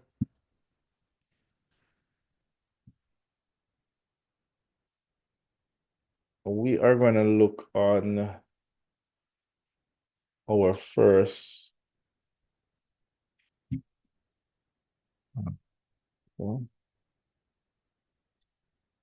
mission.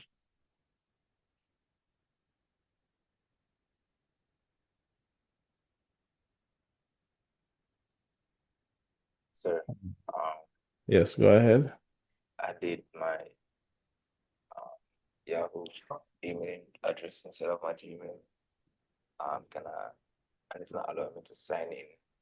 Well, not sign in, join the group with that one. So can I You just sent another one?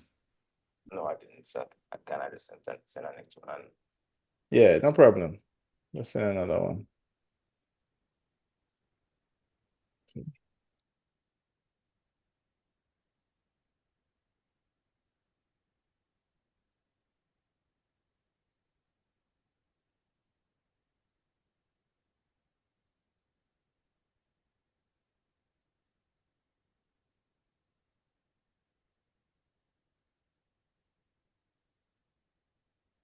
All right. I will do that a little later. Now, what I want to talk to you guys about is this. I think I showed you guys this already, maybe in DDM, but maybe that has floated away from your memory. Can anybody tell me what this is on your screen? Let me make it a little bit bigger. An infographic. Well, more specifically, yes, it is. It does contain infographic, but what is it that I'm looking on? Presentation sheet. Exactly, it is a presentation sheet, and look, that's me, the younger version, and this is the actual sheet layout that's here, right? This is a familiar scene, models, and yeah. Do you see the stress on my face or the happiness that I'm done? Now, what I want to show you is that this presentation sheet not only has architectural information, but it has information graphics. It has different types of information graphics. Some of them is very straightforward, like charts and bar charts and things like that. Some of them are very diagrammatic, like this, so that you can understand a concept. So, for example, this whole idea was a it was a creative hub, and the idea is that these are all the different features of the creative hub. This graphic was talking about the other businesses that are in the area. So it was supporting the claim that there are many businesses that would use this creative hub. Then there is also this type of infographic. And in architecture, we actually call this what kind of diagram? Who can tell me? Bubble. Exactly. We call it a bubble diagram. Some people call it a zone diagram or whatever it is. So, for example, this diagram here helps to understand how the spaces are related to each other. So even just looking at this, you can say, oh, the admin space is connected to, the lobby and the ideation hall. And there's a courtyard between the workshop and the ideation hall. And you have to go through the lobby to get to the exhibit, right? So, the exhibit isn't connected to the cafeteria. You have to go through this circulation to get to the cafeteria. So, a bubble diagram can, you don't know what the building looks like, but you know how it's connected. But not only is it a bubble diagram, it is an infographic because it has been developed even further, because you can see that this zone here has a title. This zone here has a title, admin and support. And then the dash line here shows exhibition, shows the public spaces. So if I just click this diagram out like this, put it by itself so that we can, so we can kind of analyze it there, right? So now this is what we're going to be looking at. An infographic is something that you use in graphic design, TV advertisements, magazines, but we can make use of infographics in architecture. And this is an example of how we can do it. So yes, in architecture, you have a bubble diagram, which is a kind of infographic, but you can even take it further and merge it with other types of information like what is here. Look at this one. And this is like an exploded view, but not only is it exploded, it has labels for each one of the rooms. And then we have these kind of diagrammatic explanations that's here, right? So the concept of this is that the middle section was raised up, and then part of that middle section was raised up and part of the bottom view was raised up so that you could have views here and get the maximum natural light in from here. So These little concept diagrams are also infographics. And what we're going to learn how to do is how do we mix architectural diagrams with data charts, but creatively, so that it can help us in architecture to tell the story of your design, right? All right, so I wanted to first start on this topic to show you that, look, this stuff is directly usable in the field that we're doing. But we're going to start broad first. I want you guys, this is an interesting book. It's called Beautiful News. And what it is a book of infographics that is telling us about different, I would say, interesting facts around the world. So I want to show the first one, and I would like Bandu, are you here? Yes, sir. Explain this for me. You can use your own computer and blow it up on your if you want, if you're not seeing it properly through the Zoom, you can open this mirror board on your side as well. Sir, what do you want me to do? I want you to explain, what is this graphic telling me? What is it saying to me? What is it saying to you?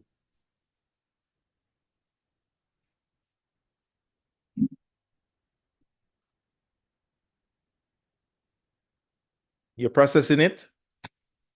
Yes, sir. All right. While you process, is there anybody that has already processed it, or everybody is looking? Yes, sir. So you want to tell what is it? Tell me in your own words, what is this saying? It's just showing the size of trees growing in different parts of the world. Broken to China and the different parts, and what relates to generally a tree plantation of trees. So, so what would you, how would you summarize this story of what it's telling you? What is it saying in whole? Like, you have described what I'm seeing, but yeah, go ahead. It reminds me of like a Venn diagram, where you could have circles inside a circle. So it's like the Okay, first cool. one shows, the first set of information, Australia, Pakistan. But then compared to China, it's much smaller, where China has much more. And then the other one tells, that there's way more compared to China. So right. Yeah, that's what I get from it. Cool. You're getting warmer. You're getting warmer. I think showing that realistically, Uh-huh. not enough trees are being planted. So Ah. it looks, the numbers are big. You go first set on all those different countries, you see how small it is compared to China. China compared to the whole world and how it could be. Exactly. Like a small chunk of it. Exactly. So that is the summary of it. And you see that all of that information you got from this diagram. So I want you guys to think about when you guys go up to present your studio presentation, right? That's why I had this this thing right here. And when, especially at the beginning of your presentation, when you have to talk about your concept or maybe the things that contributed to your design or how your design came about, and how you could just have a diagram that said all of that. But not only does it tell you information. So for example, like this diagram that we look at, it does tell us information. It you say, oh, okay, cool. This is the amount of trees that are planted in Australia. But the underlying story that the thing is telling us is that, we're not even start yet. All of this work is just one little glimpse of what we could be doing. And that is the story that this is telling you, all from a graphic. Now, compare that to us giving a 10-minute explanation of our architectural concept at the start of a studio presentation, only to realize that you use all the time explaining your concept and there was no time to talk about your design and your floor plan and all the things that you guys spent hours doing, right? Because we're trying to cram the foundation of our explanation there. Like, I never forget presenting this. And by the way, this is, I put this to you in terms of context so that you guys know that on average, this presentation takes the entire wall, right? If I am to present an entire wall worth of information in 10 minutes, like, how do you even begin to do that? Right? There is so much data that's there before you even get to, you know, this is the layout of the bathroom or the before you even get to the architecturing and the technicalities. There is, look at all of this research, like just an entire half of the thing is just on research and, you know, how did, you know, how, why are you doing this building and what is the rationale for the building and blah blah blah. And you need to get through all of that in 10 minutes. And the secret to that is to use the same formula that this use, where it communicated so much and tell the story, but just in one simple diagram. Right? So the first thing we're going to try and do is we're going to try to summarize visually, right? And then after we master that, then we're going to learn how to turn that visual into to inject more architecture in that visual. So right now, when you look at this chart, it's telling us information. It's not necessarily architectural information, but it's information nonetheless. So we're going to learn how we can mix this with diagramming in architecture so that you're able to compress information and do interesting charts that span between information graphics and architectural information graphics at the same time. All right. This one is pretty straightforward, but you know, this one is can we do personally? Right.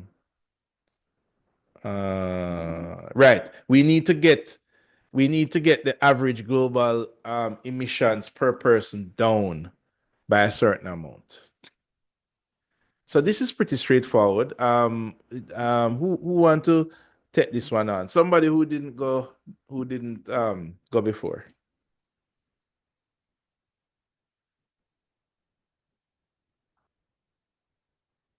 I'm call some name. I'm call some name.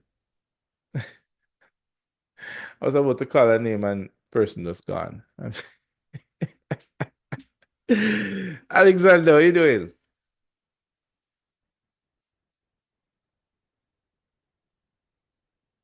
Are you here, Alexander?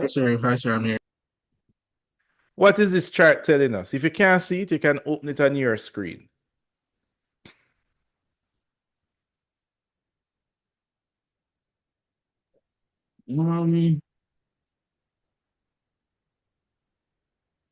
What part of the chart? There's several things. Well, that is exactly. I want you to tell me. Break it down, if you want. Okay, well, it's saying which places have the most carbon emissions, global emissions, and saying how many, what different activities contribute. So by dropping the car, that would have the most impact. Taking fewer flights, and it goes down in that order. Okay, cool. Good. Cool. But also, this is pretty straightforward because it's like a bar chart, and it's creatively done. It have icons, so I like the way that it's done and the colors are good, and because a part of what we're doing is graphics as well, like how certain colors work together. But I love this part up here. The way that this is done, right? So tell me what this part of the graph is saying. Well, it's like a scale that shows different variables. So it's showing countries that have the largest emissions along different paths. It has the current average, and then it has the target, which is the first. And I guess it's color coordinated, so it's showing, it's giving some it's like a key in a way. Which kind of differentiates those different things. Right. Now, what I want us to look on is how it did it. So it said a sentence, right? What we can do personally, we need to get the average yearly global emissions down to this amount. This by itself is it's a sentence that's telling us something, but look how you can kind of visualize it now below. Exactly. You can see where we need to get it down to this, and then they tie this to a scale. So you know that this is where we need to get it to by 2050. And look how it highlighted average yearly global emission per person. This is the average. And then you can see, oh, UK is all the way here. EU is Australia. USA is like the worst. China is actually closer to the target. It's closer to the average. Right? But it's just the way that you're able to tie in graphic with text information. And I said this because how many times have we presented our studio work and there is one sheet of just text? Half of it is text. I'm sure we've seen that before, and some of us have done it already. Even myself, I have done it.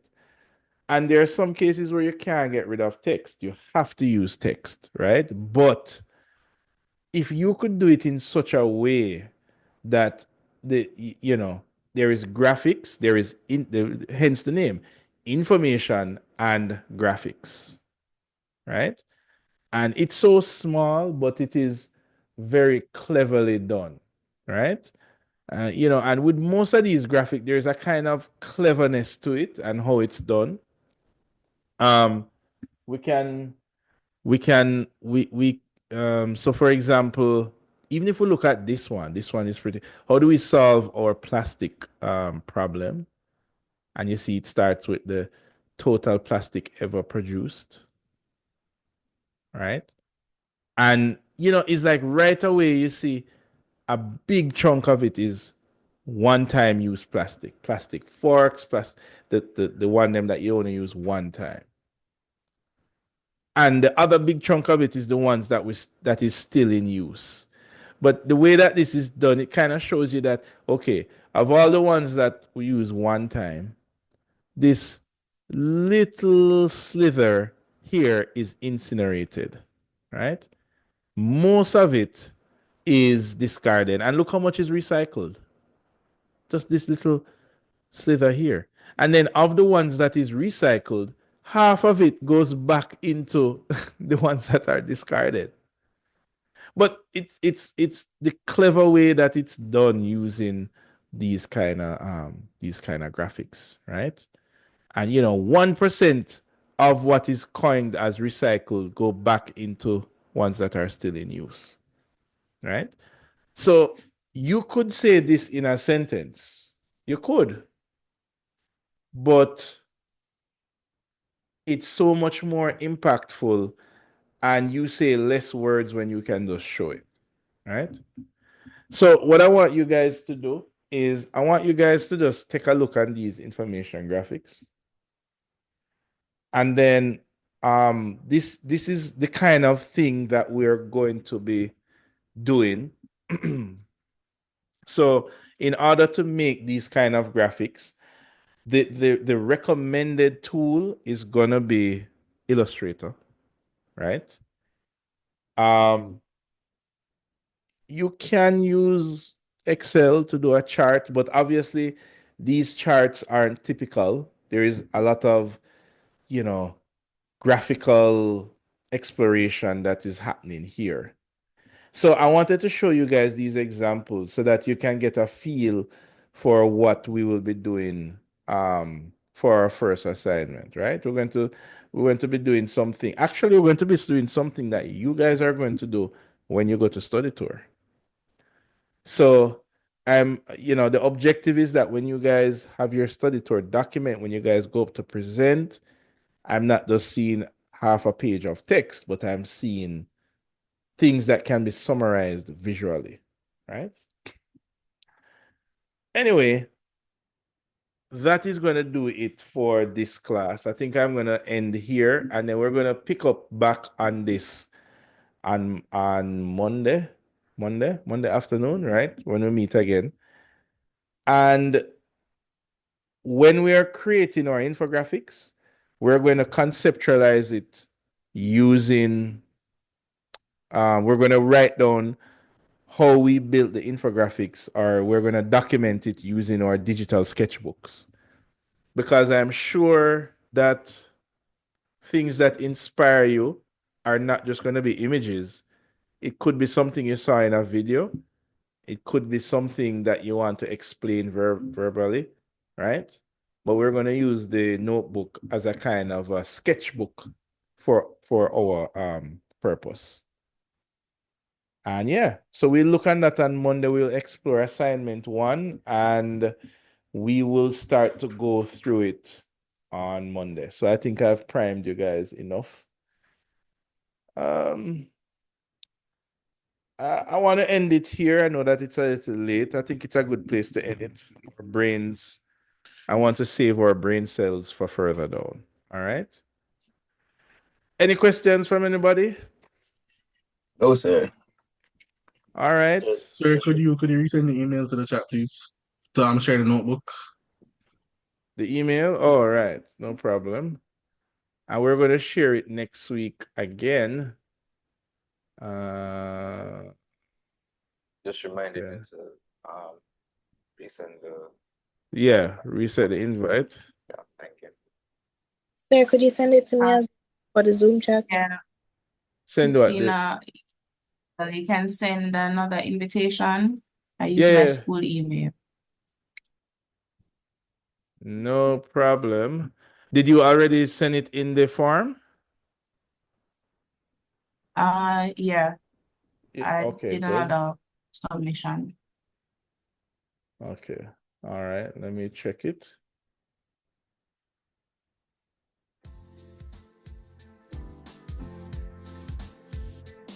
I'm not seeing the invite in my email either. Hold on, Yes, sir. Neither am I. Yeah. All right. Do me a favor. The people who are not seeing it, just stick it in the chat now.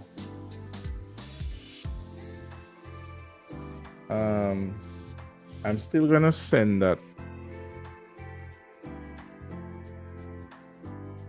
I'll still grab it from here, but because it. Let me do it this way. Let me just use the last ones that's sent. Yes, I'll send like the last, like this amount.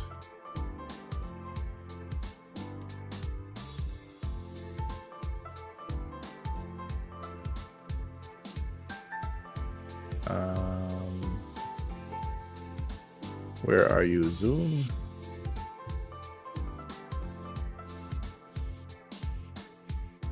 Zoom. Sir, it's okay if I leave? Yes, you are free to go. If you have, we're all connected, so you can message me and we can keep in contact. All right, sir. Next week. All right. See you on Monday. All right, sir. All right, cool. I'm looking for that invite for those of you who are waiting on the invite. Where did you go, Zoom?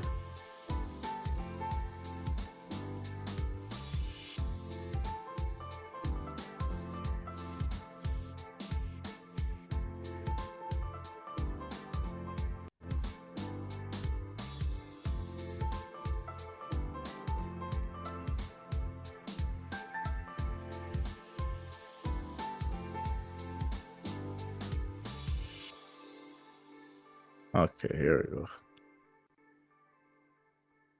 Invite.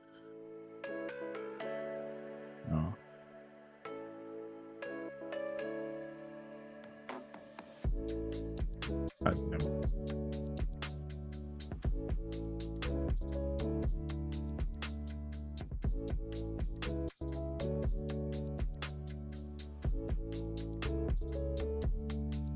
All right, I sent out that email again.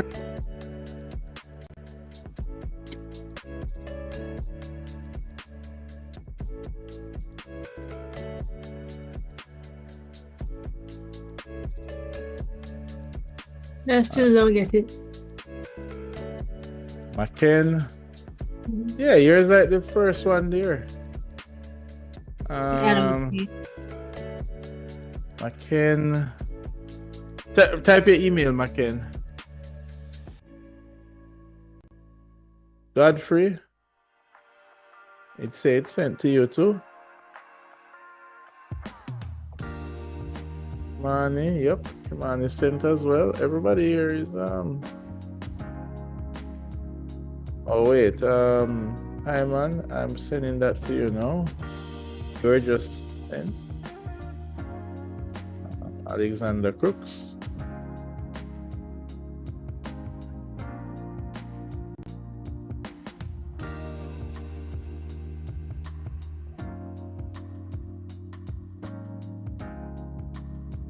Well, she's a user.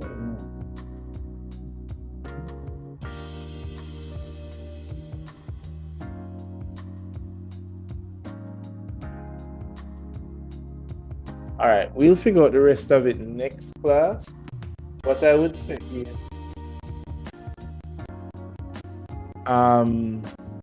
next class we'll test it to make sure that it works. Is there anybody here that's seen me online? Well, we're in the same meeting now. That's the thing. So when we leave the meeting, you should be able to message me, like what you would in WhatsApp. All right,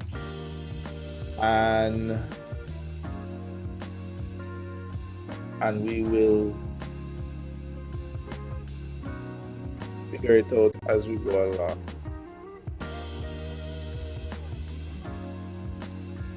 Add members. Yeah, McKen, it said that you added already. That you're already here. Yes, sir. I don't know why I'm not seeing it in my email, the invitation. Yeah. All right. We'll figure it out next class. Don't worry about it. Okay. All right, cool. So I'll see you guys on Monday. Yes, sir. Have a good night. All right.